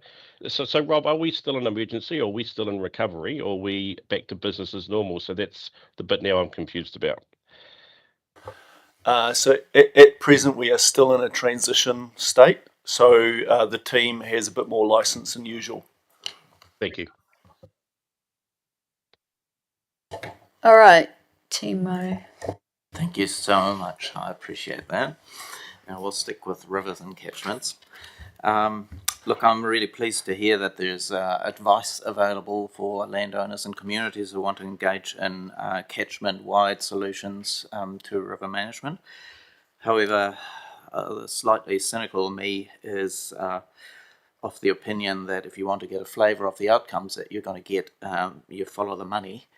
And so hence my question. I understand that over the years we've spent quite a bit of money on building levees and rock walling and maintaining the same, which I would call possibly more reactive to some degree. But is there actually, on a catchment basis, are there any funds available to compensate landowners, for instance, to sacrifice some of the production of their land and implementing nature-based solutions, or letting some of their land flood during those sort of events? Is there any funding going in that direction? No.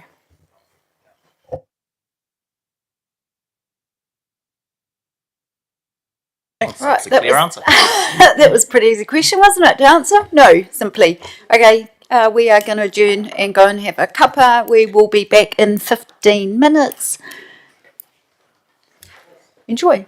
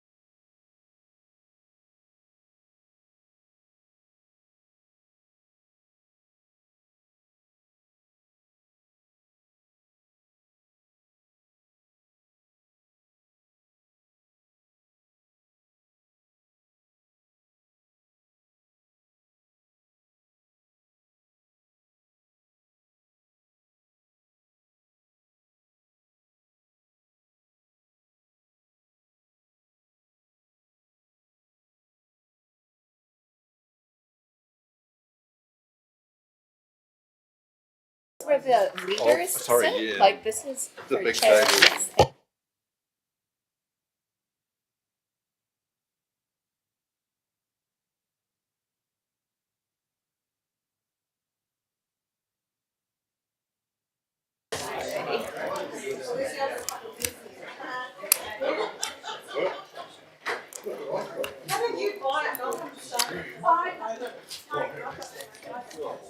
All right, thank you, councillors. Ching ching. We're now going to move on to the biodiversity operations report. Welcome to the table. We have Matt, we have Ben, we have Gwynny, we have... There's somebody not on my list. Welcome. Welcome, Michael.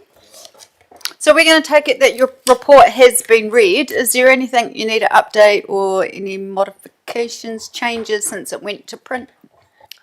No, we are going to run through a quick presentation though. Just give you a good slideshow of what the team have been up to. Okay, so for councillors, we on our agenda is page 62 to 120, and we'll look at your presentation now. Thank you. So kia ora, those of you who don't know me, I'm Gwynny Coleman, so the Marine and Terrestrial Biomanager, and I'm just introducing the team and then I'll hand it over to the experts to talk you through what they do. So yeah, we've got Matt, Ben and Michael, so this is the entirety of the biodiversity team that sits in doing the terrestrial and wetland biodiversity work. Kia ora everyone. So I'm just going to give you a kind of a quick overview of the major projects that we are working on, some of the good outcomes of that, and how it's setting us up for whatever comes next. And that we've been working alongside others in this. So a quick view as to where we sit sort of in council. So we are in a very poor view there. So we sit in the environmental services department team, and we sit next door to the biosecurity team. We're part of the marine and terrestrial team that was formerly the biodiversity and biosecurity team. It's been shifted around at least 3 times since I've been here. But we also work alongside several other teams in councils. So there's the rivers and coastal team, which I'm going to talk to in a moment. There's the community partnership services team. I can't remember the new names yet. Supporting with the community events. We also work with the reserves, provide advice here and there, because some of our largest reserves have a lot of native biodiversity on them. And I work very closely with the resource consents team and the planners to provide information and assessments on all the resource consents that just keep on coming through.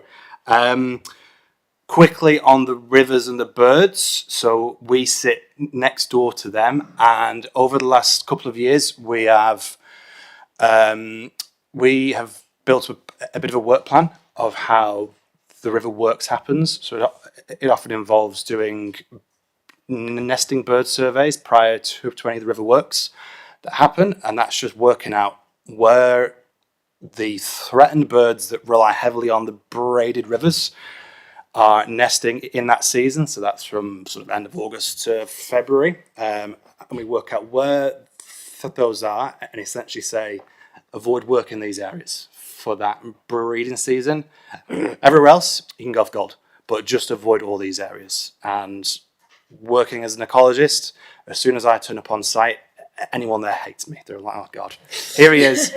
But the like main focus of our work is saying, here's where work can't happen like in the immediate term, but you can work anywhere else, and and you can go from there. And again, as Rob was saying, that's just all about good resource management. So I'll go through the main projects that we have. The first one and the most successful one is the Native Habitats Tasman project. So that's a voluntary initiative between council and private landowners. It has a slightly sordid history, where we set out to identify significant natural areas, which was to support our RMA responsibilities. And even with the best will in the world, that ended up with us in Environment Court.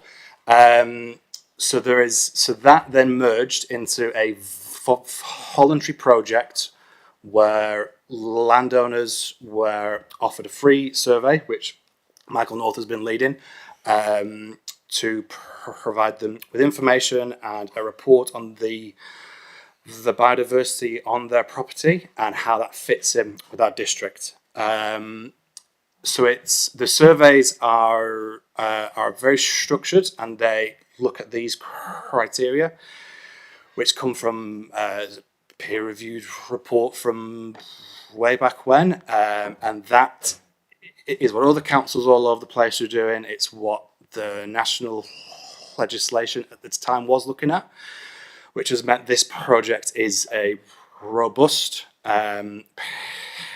piece of work over the district. And again, it is a voluntary programme. If landowners aren't interested, that's all good.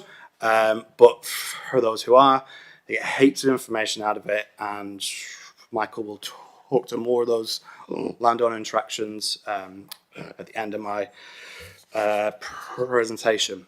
I'll hand over to Ben for the biodiversity data now. Yeah, kia ora. So I just want to speak to some of the recent high-level kind of data that we can show you. We have surveyed over 900 sites, so Native Habitat Tasman sites. Matt's just explained that project. So those sites, I guess you can see, just to briefly kind of explain that map on the right-hand side. I've shown the PCL, so conservation land is in green, and then private land owned by landowners in our district is in the blue. And so all of the orange areas that you can see there are actual areas that have been surveyed mostly or largely by Michael North. So over 900 ecological surveys have been conducted over the entire district. The black outlines is sort of just quickly, the district is broken into ecological districts.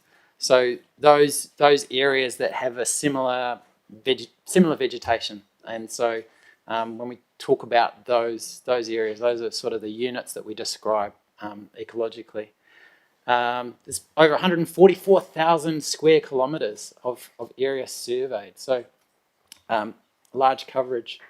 Over 50,000 individual species. So when Michael goes into the field, he's actually surveying the species that occur on that site. So over 50,000, species have been recorded. Yeah, I might quickly go to the next slide. I just wanted to outline some of the recent improvements that we've made to that ecological data. So we went through a phase project which fell under the DIP umbrella, Digital Improvement Program, to improve the structure of the biodiversity database. So the way that we store, manage, and then analyse the biodiversity data, which largely falls into that Native Habitat Tasman data. So we completely restructured the whole database. The biggest and most significant change to the structure of that data was that we moved from it being an X and Y, like a point on a map of the coordinate of that area. We moved from that way of showing the data to it being a polygon, so an area which was mapped. So for those 900 sites, about 600 of them meant that I basically surveyed the area where Michael had identified as that area was significant of that portion of the site. So that has made, believe it or not, that improvement there has made significant efficiency gains for my role as the data administrator, I guess, of biodiversity data. Things that fall on from that are like limbs and general property inquiries. So the fact that you can then have an area shown means that you can, it greatly improves and increases the efficiency of that happening. So the connection between a property owner and the biodiversity, that happens much more streamlined. Yeah. Yeah, just quickly, there's a little chart down there. The big areas are, that's fine. It's you can ask me if you want to know more about maps, but maps and data improvements is where I've kind of contributed the most. Thank you. Yeah. So the second major project that we have is our wetland mapping one. So Tasman has been carrying out mapping for over 10 years now. So the wetlands received most attention recently in the National Policy Statement for Fresh Water, when councils were required to map all these wetlands all over the country. A lot of people are saying, how do we do that? And because Tasman had been doing it for a long time, we were well prepared for all of this. Interestingly, because we were doing it for so long and there was a couple of methods out there, Rob Smith and Trevor had an EnviroLink report done to actually define how all these wetlands are mapped, which has been an essential piece of work that pretty much every council, every ecologist across the country and scientists have been using, and that was done in 2014, I think. Yeah, and it's been pivotal for a lot of this work. Because Tasman and I think Northland was the other council who was doing a lot of this for so long, we have driven like a lot of the national direction in this. A lot of the data that we've collected has been used to either train models of how to map wetlands and assess wetlands, which has just meant that we've been kind of at the forefront of a lot of this. And again, moving forward with the new, well, when the legislation came in, it meant we were sort of quite comfortable in our approach of how we're doing this. And I'll quickly just talk about how this approach happens. So we will do an initial survey of our region. Everything which is sort of circled in blue there is what we would think may be a wetland. We would then approach these landowners and say, hey, look, we think this is a wetland on your property. Here is where rules may apply. We want to like inform you and help you understand a lot of this. We would then follow with field work. So there's a bunch of sort of spots that showing either photos or GPS points of where some of these wetlands have been mapped. And then our data and our layers are then updated to say, hey, look, these are now wetlands or these are not wetlands, and they can either be ignored or they will have rules that apply to them, and you'll be informed of these. Though it also helps with catchment groups who want to do planting or fencing, and we can say, like, of all the wetlands in this area, these are the ones which are worth fencing or focusing on. And again, while that had a bit of a controversial history, which is a running theme of a lot of our projects, working with catchment groups and communities has really helped to sort of shift a lot of that. Especially now that these rules are coming more from the central government, we sort of have to say, hey, look, this is how it is, but we've done half of the work for you, and let's work with you and just help you out in every step of the way. And then from this, we've actually just found that there's loads and loads of different types of really nice wetlands all over the district. got some quite large swamps where water will kind of end up in like a basin, say. You get a wetland there. There's forested wetlands, which are on the top right. So that's where there's a large area of water that's collecting in the middle of the bush.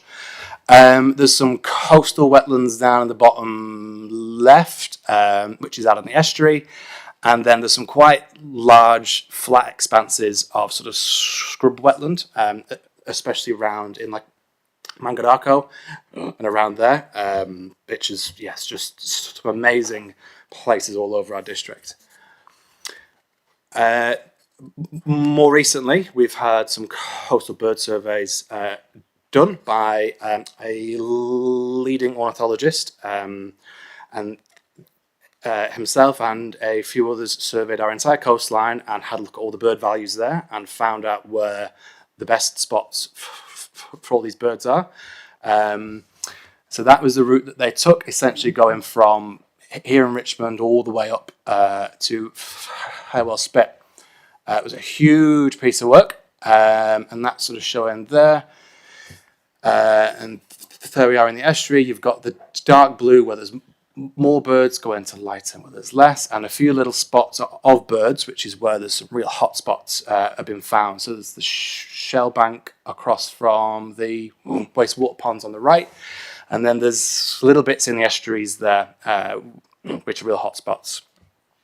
There we go. Yeah, so from that, there was a GIS layer that was produced and is now sitting in our internal GIS layers. So that informs anyone who's working in the coastal area or, for example, in the Waimea River.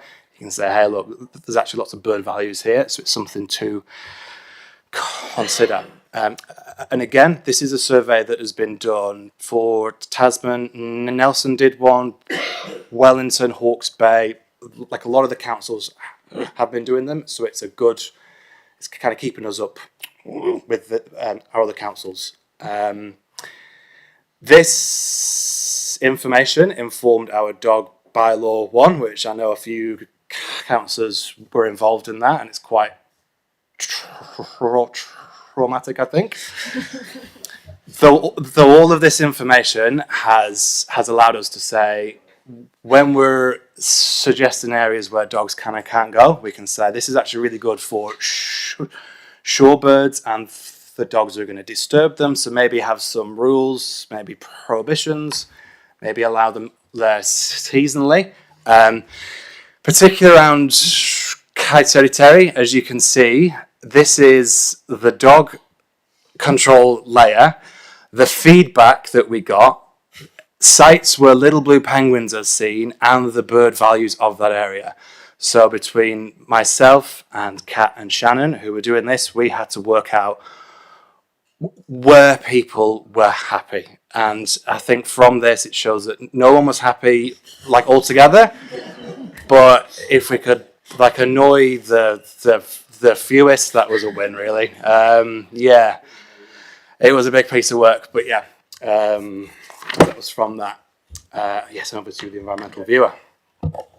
Yeah, so I just wanted to quickly show you some of the ways that the data that Matt has just explained gets served out. In this idea of making data more publicly available is obviously an area of interest and something that I think we're moving towards. So what you're looking at there is just a screen grab of the environmental map viewer. So I worked alongside Matt as the data owner of that coastal birds layer. In my other role, I work across the environmental team to help other data owners as well to make their data, to improve their data governance, etc. So this body of work came about from the Freshwater Farm Plans project, so part of Merca's area, and so this was for a body of work for farmers to inform them of the impacts from their onto the receiving environment. So the catchment layer that we've kind of talked about, there's I can't really show you, it's not a live link, but if you are interested, you could go to the Tasman website, just type in maps, and you'll find it under the GeoHub area. So this architecture, I guess what sits behind this is where we're moving to actually allow members of the public to download their own geospatial data. So it's like Top of the South Maps, but it also allows in this case, this use case was for farm plans, for farmers to actually download that data themselves to produce their farm plan, I guess. So this is a huge body of work to get that to a point where our data is good to go out the door to make it publicly available. But I just wanted to highlight that is there. This is something that we're definitely moving more towards. Go check that out.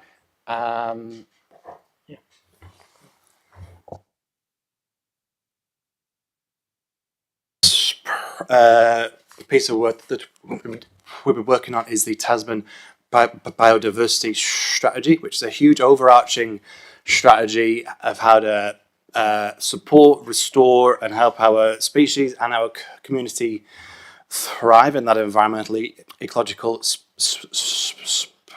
And I'll kind of hurry through this just for its time's sake.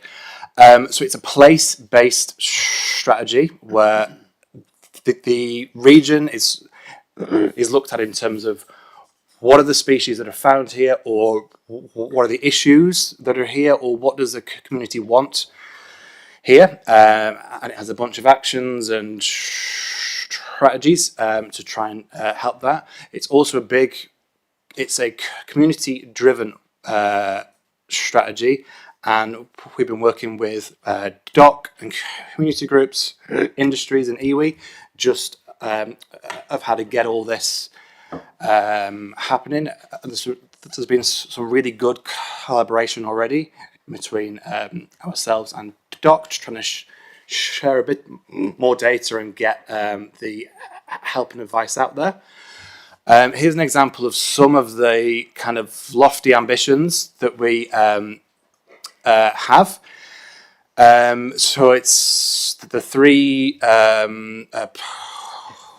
there, which align with the National Biodiversity Strategy. So they're focusing on sort of species and ecosystems, and also partnership with individuals and landowners. They're also about having the system that actually helps like our biodiversity. You've seen a bit of what we've been talking about is getting all that information out there, doing surveys, helping individual landowners who want advice. So moving on from all of that, we've sort of seen that this region has a lot of important biodiversity. It also has a big blue and green economy, which this map is sort of showing the kind of hotspots of where recreational fishers are from some data from MPI, plus the important ecological areas.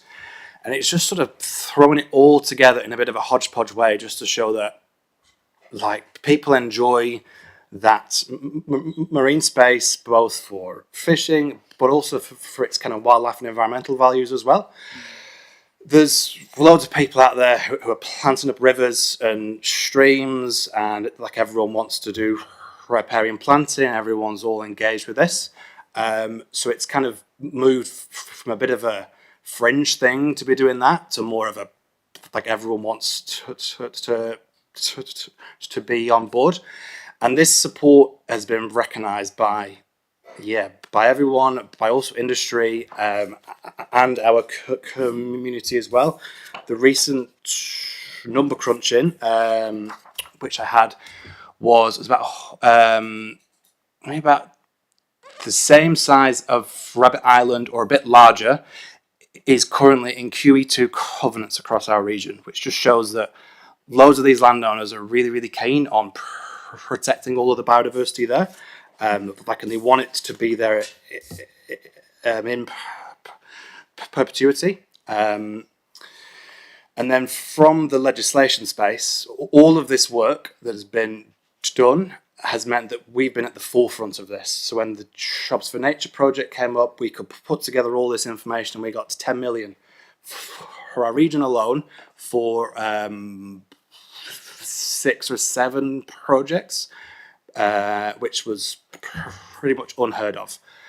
And then whatever comes next, we're kind of ready for it. We're doing all of this survey work for the last 20 years, so we kind of know how to piece together the numbers to kind of identify any issues or support with this. And from arriving here 5 years ago to having all this information already done, I'm incredibly grateful for everything that's happened prior to me. And then I'll quickly hand over to Michael to talk about some of the Native Habitat Tasman survey work he's been seeing. Yeah, and then I can do any questions after that.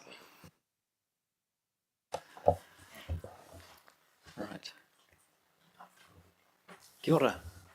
I'm Michael North. I've been engaged with this survey as a contract ecologist to Tasman for last 18 years, incredibly. It's been a part-time thing, so that's why it's taken so long. We pretty much covered the district, is pretty much. So why the survey, Matt's mentioned the sort of RMA responsibilities. Importantly, nearly 40% of Tasman is on private land in the ultra lowland areas primarily, and very little is known about these areas. So it's an opportunity to gather important ecological information for management purposes and for science that otherwise wouldn't be possible with so little conservation land in these areas. And so the hope of the survey, apart from identifying what was significant and getting the ecological stuff, was to engage landowners that we approach with conservation, if they're not already doing so. And an outcome has been, or the hope was that there'll be more certainty for landowners around what the rules are in the district plan regarding veg clearance. And yeah, another hope for outcome was that more QE2s would be established to protect important areas. And Matt's mentioned the criteria that we have used to assess sites and the context of ecological districts that there's about 250 through the country, and we've interpret the significance criteria in the context of each of the districts because of different biodiversity there. The same map that was shown earlier, just highlighting where SNAs, SNHs we call them, significant native habitats have been identified. That sort of exaggerates the size of them really. There's about 4% of the district on private land in the district. An outcome, it's been quite a lot of published material. Each site gets a report sent to the landowner, which includes all sorts of information about the ecology of the area that I've found interesting and sort of threats that they face, and weeds and pests, and suggestions around better management. Lots of pretty photos, and yeah, the feedback has been fantastic really from landowners from these reports. And there have been a number of ecological district summary reports, that several of which are published, and there's a handful in the pipeline that will cover most of the district. So yeah, nearly 1,000 SNHs, 15,000 hectares, about 4% of private land within Tasman. And there's a bit of a list of some of the more prominent, interesting communities, habitats that I've encountered. And I'll just give you some pretty picture runs here. Saddle bogs up at Top House, almost very rare habitat in Tasman district and really probably nationally. Swamps galore, remarkably still existing despite us losing, goodness knows, 95% of swamps in most districts, ecological districts. A handful of lakes and ponds naturally occurring on the limestone, particularly around Takaka. Podocarp forest on the slopes and valley floors, podocarps being, things like totara and matai. Probably depleted to 95, 98%, really, loss of this sort of forest just because the timber was so valuable. A lot of areas of second growth that have now developed in a really diverse ecologies, great interest. That's a photo up the Wairoa Gorge, incredibly diverse forest through there, despite having been burnt in the past. Some major rivers run through private land, although I'm not actually surveying aquatic values. It's surprising what exists on private land. Lots of streams too up here, for example, up in the margins of the Abel Tasman on the granite.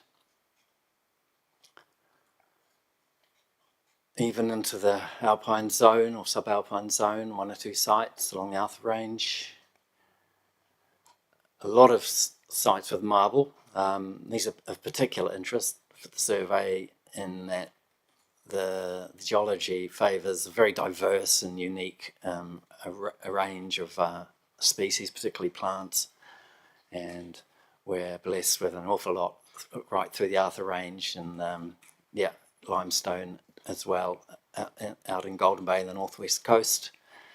Even degraded areas like Takaka Hill hold significant values as habitat for threatened species, and some remarkable landforms on private land. You look at that and think it was all conservation land, but not so.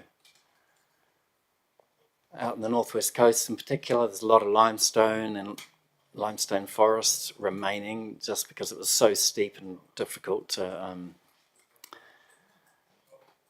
modify for grazing that areas have remained. Coastal forest is very rare, but it does occur locally, right down to the beach. Northwest coast, quite a lot of Nikau forest, very dramatic out there. Very few areas of river delta forest remain, but 1 or 2 relics exist in the Takaka and Aorere deltas. Salt turfs, this is a very specialised habitat. We have some of the best in the country. We only got onto 1 site on the survey, but there's probably about 30 of them along the northwest coast. They're all tiny. That little promontory there might have 100 plant species in it and a great handful of rare and threatened species. Coastal cliffs all along the northwest coast, quite specialised habitat for some species, and out there too an awful lot of coastal scrub that's sort of natural, really just because of the prevailing weather systems. A handful of more specialised habitats. Freshwater wetlands running into estuary is quite rare, into the salt marsh. We get these brackish intermediate conditions. Even a few sites on private land with mineral belt vegetation. Cross flats in the Upper Bulla, probably 99% gone.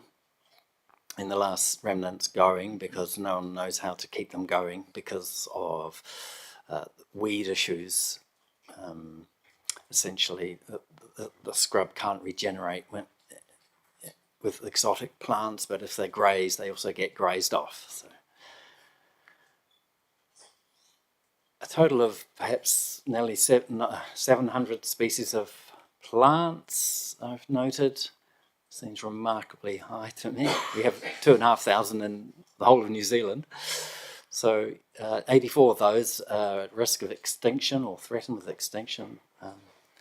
And fauna, 31 species at risk or threatened with extinction. So yeah, it's remarkable really what's out there on private land.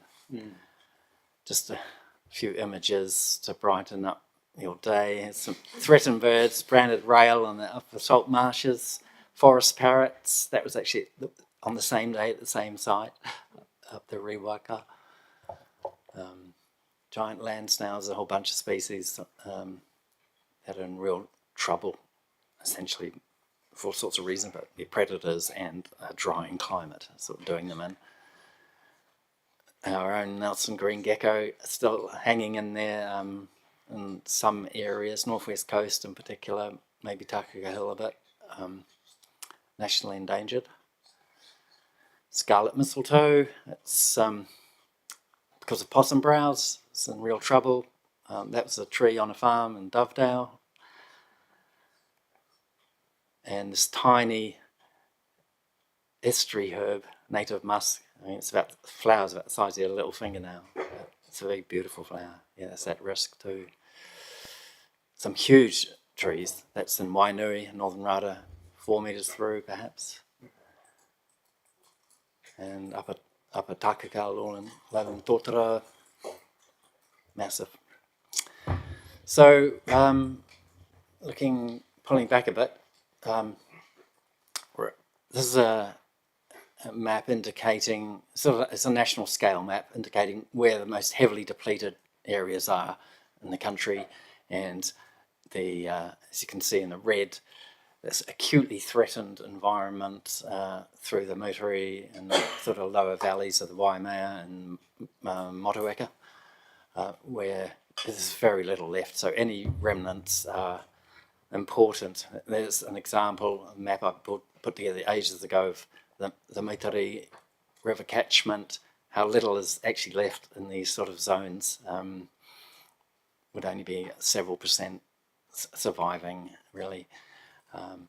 But yeah, this is sort of data that this survey is collecting and these guys are dealing with all the time, but it just provides wonderful information about, you know, the spatial arrangement of what survives, and you know, they're also tiny in areas like this where connectivity is what's missing, and it's wonderful to see so much planting happening down the middle of the Moutere Valley along the riparian areas. That'll in time connect up a lot of those dots.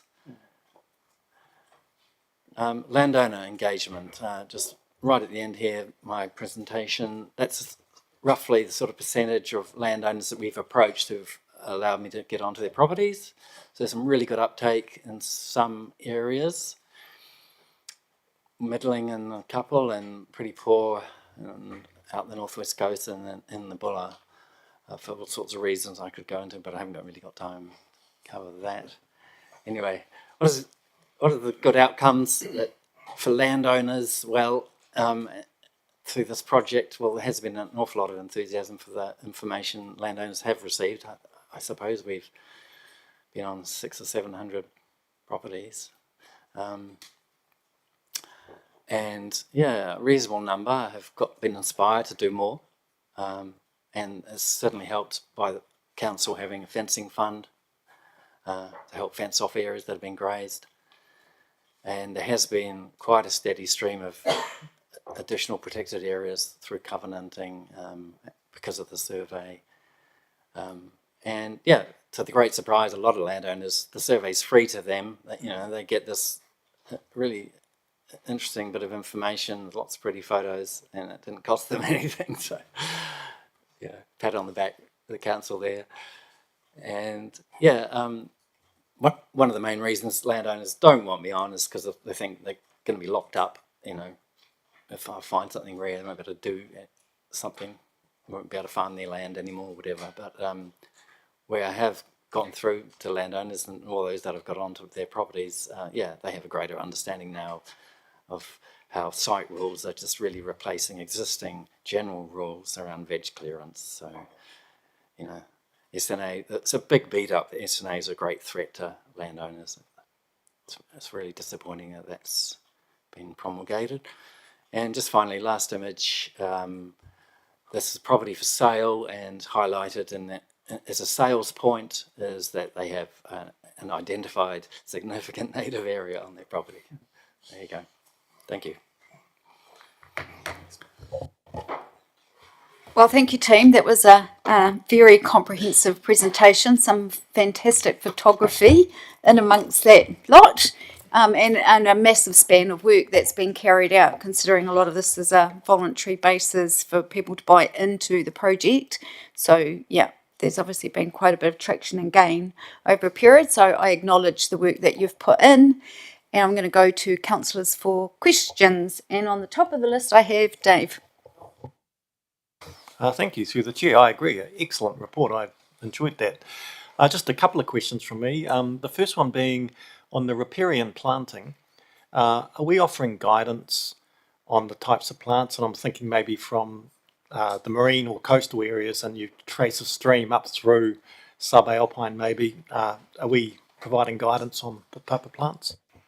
Yep. Through the chair, we have several lists for areas of our region, going from coast or up onto slopes, or specifically in riparian areas, and there, you plant them up first, or you leave them until things have established, and you can go from there.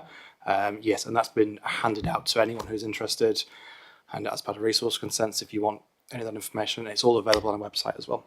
Yep. Perfect, thank you. Our second question is around those maps that we're providing with the different information. Are we restricting ourselves to factual information, or are we providing assessments on those maps? Is that maps for which maps? Sorry, there's a lot of maps. What page was it? It was the one with the different information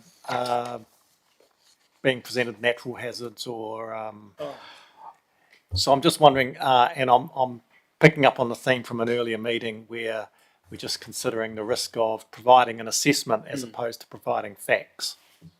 Yeah, so that's probably me. The environmental map viewer, which I shared the screenshot of, was related to, and as you rightly pointed out, one of the other topical areas within that map viewer was natural hazards. So Alistair Clement's team.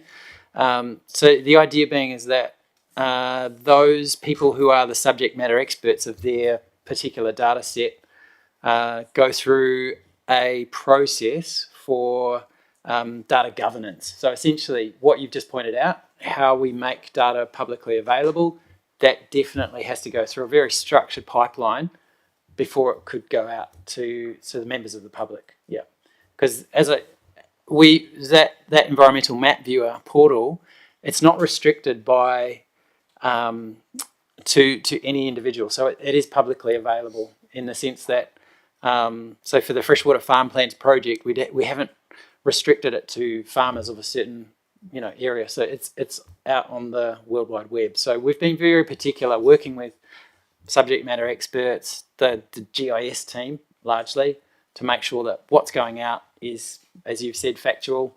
It's been cross-checked and it's good to go. So, for instance, the area, so Matt's area, one of those data layers that you saw in that was the wetlands layer.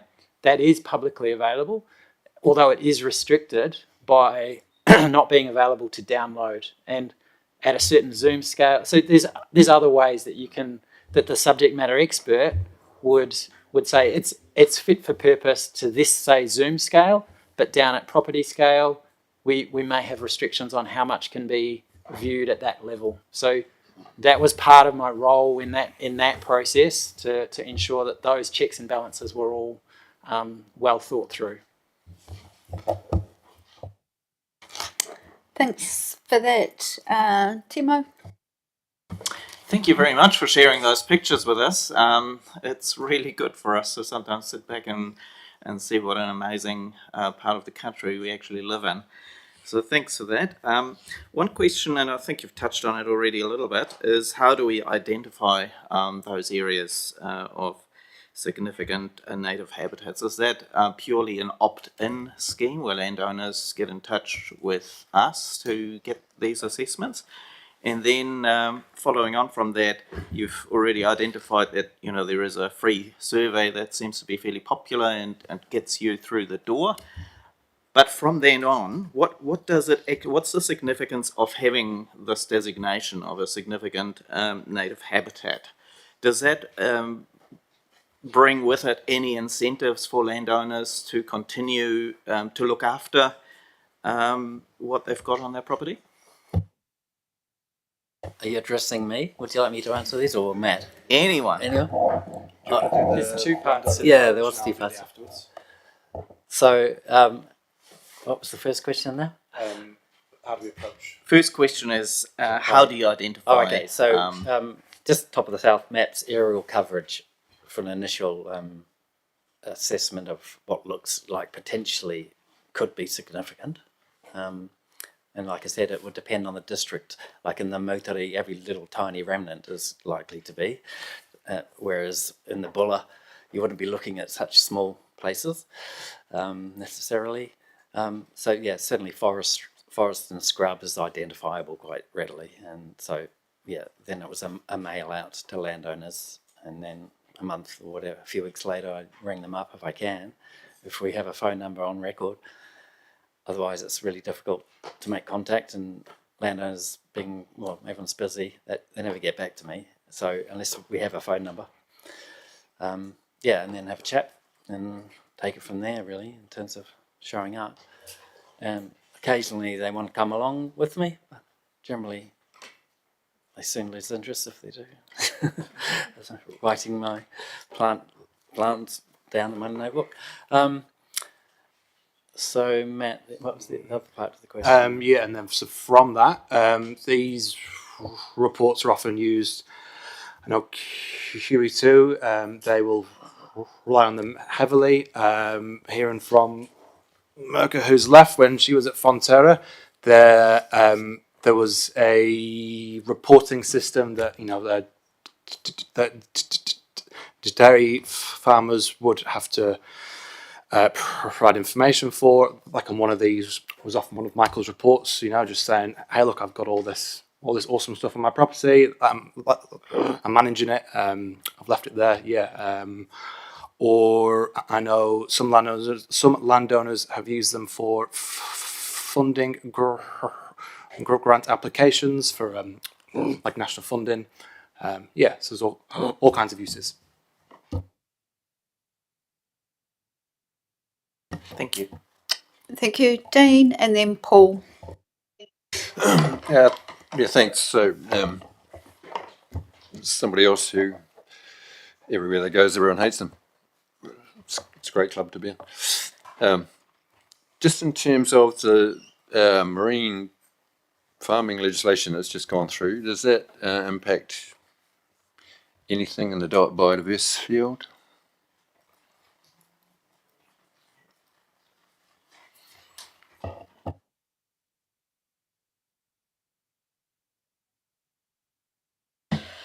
At the moment, I don't think it does. But part of the assessment of new sites for marine farms would be looking at the existing biodiversity. But it is a big gap for us at the moment, currently knowing what that is. Yep. Thank you, Paul.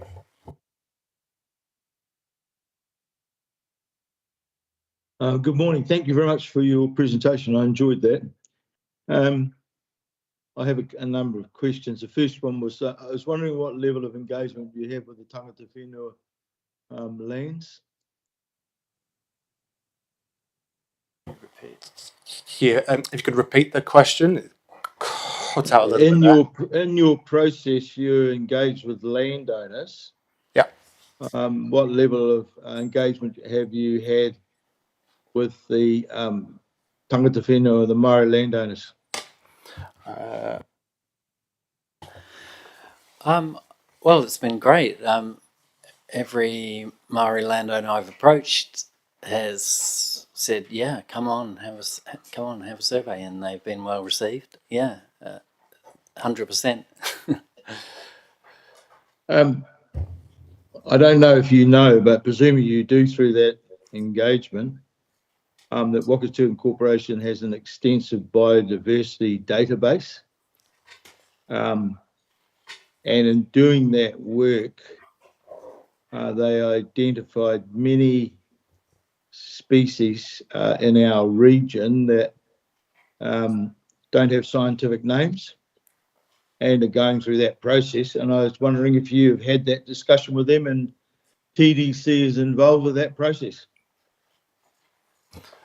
I'm not personally involved in it, though I would be interested, certainly. And one of the database, one of the database improvements that we had was to bring our species names up to a national standard, so we can definitely be shown in and have more accurate names for that. Yeah, I've to. Okay, yeah, well, I'd suggest that you engage with them. They are very active in this space and are going through a process of addressing those matters, and also, you know, your information around there's a high level of species that are under duress and stress. So what I'm particularly interested in is what's our preventative or our approach to working, including with communities and Maori landowners that are looking to turn that reality around. Paul, I was just going to get Renee to give you a response. Kia ora, Paul. I'm just responding to the first part of your question. So members of our team are aware of the Indigenous biodiversity list, and I'm pretty sure they will be working with other team members of yours on these projects with that list. So we are aware of that at council and working with them. Thank you. Appreciate that. I think it's important because we don't want to be operating in silos. There's a lot of good work going on by TDC, other organisations and landowners. So my next question was, I was wondering if we're building in the TDC rohe an overview, and clearly we have it because you've got the maps and talking to landowners, an overview of what landowners, conservation groups, the Gens on Trust approach, whether we are putting that together in a layer of information that not only informs officers, because there's significant investment going on, but is potentially available to the public, as a way of communicating on community contributions and investment in risk prevention, enhancement, restoration. To me, there's a weakness in our rohe about sharing that knowledge. I'd appreciate if you could respond. Yep. Through the chair, I definitely agree with the comments about the threats to all biodiversity there. The data for the native habitats Tasman is privately held between council and landowners, but we are definitely working through the catchment team if they are working with like a larger catchment group who wants information or they're after areas that are worth restoring. We can provide either a summary of that information or that specific information if the landowner approves of it. And through the Tasman Biodiversity Strategy, we've worked quite closely with either individual landowners or with DOC around what species or ecosystems they are focused on, and if we have any information that can support that, or we know of a landowner who's doing work on said species and wants a bit of help, we can link that up. My last question is just follow on from that. Clearly, there's a lot of advice and assistance being given to landowners, and as I said, a lot of landowners are doing wetland restoration. I know the lands I'm associated with, there's native reforestation, wetlands, rehabilitation, all sorts. But the thing about it is that if TDC is offering a service to landowners, and clearly there's a lot of knowledge in the organisation, shouldn't that be publicly available? So this layer of participation, as I would call it, should be accessible and inform the public if we're supporting, particularly if we're supporting landowners in any form of restoration, which is an excellent thing. But as I say, this whole process is education and how you get people involved in looking after the land. So my question is, shouldn't officers really rethink through, how we can develop this layer of information and knowledge and share? Kia ora, Paul.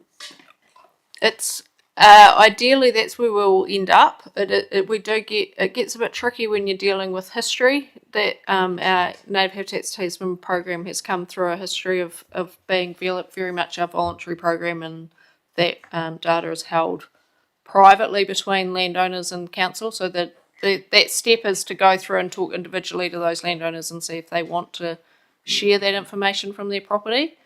And then there is, and so that we see that through with the Department of Conservation as well. They have similar restrictions in terms of data sharing. So that's, and everyone I'm sure can appreciate why we are careful around that. We don't want to be giving away people's private, if they're holding something really rare on their property, they don't need lots of attention on them if they don't want it. So it's a wee bit of a dance to get through that, but that is the goal of the Tasman Biodiversity Strategy, is to start pulling a lot of that data together and getting the willing to be working together, as much as we can.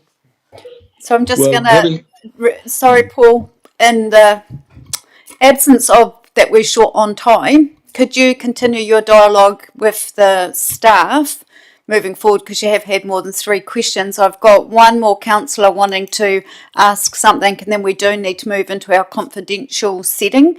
So I'm sorry to have to cut you off like that. Celia. Thanks.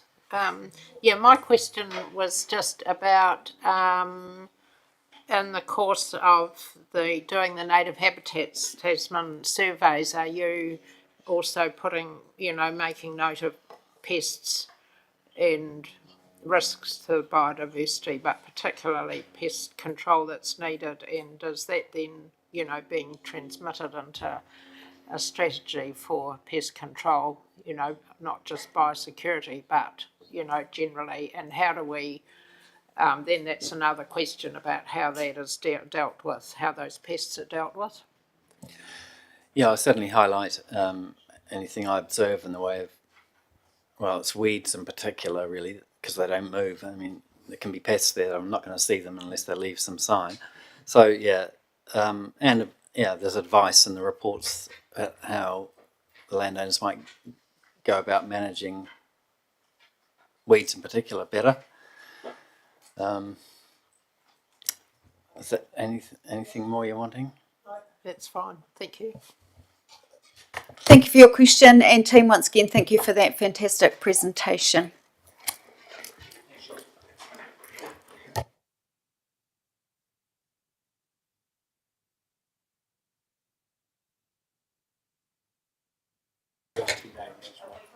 All right, councillors, we are about to go into confidential setting, and we do need to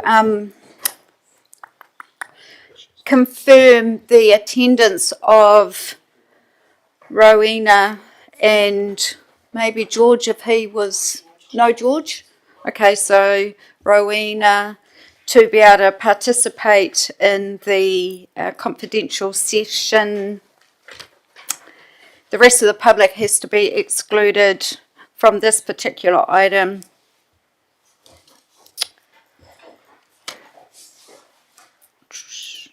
Do I have someone who could move that we could move into confidential? Thank you, Kip Mailings.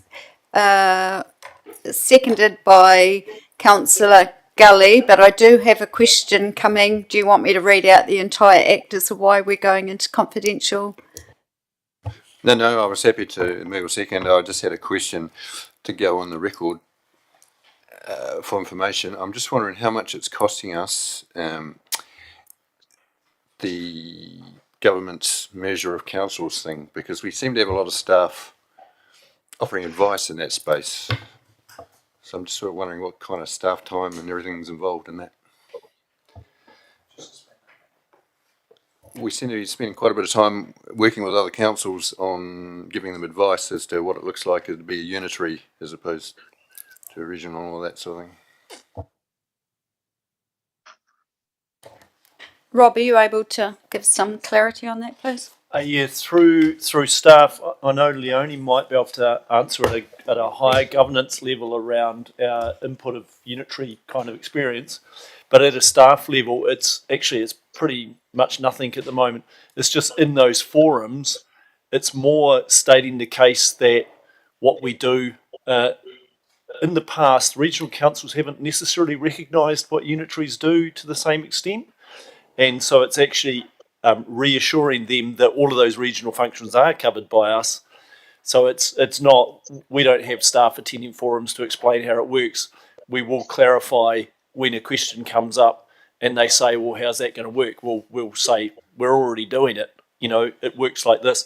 And actually this morning's discussion around how everyone's across the corridor from each other is pretty much what we tell the regionals. Actually, when you get together with your districts, you'll be more functional. Yeah. Right, thank you for that. Now we have to move that we go into this confidential setting. I've had somebody move it in a second. Are we all in favour? Thank you. Moved into confidential. We're just going to pause for a minute so that we can get our soundies.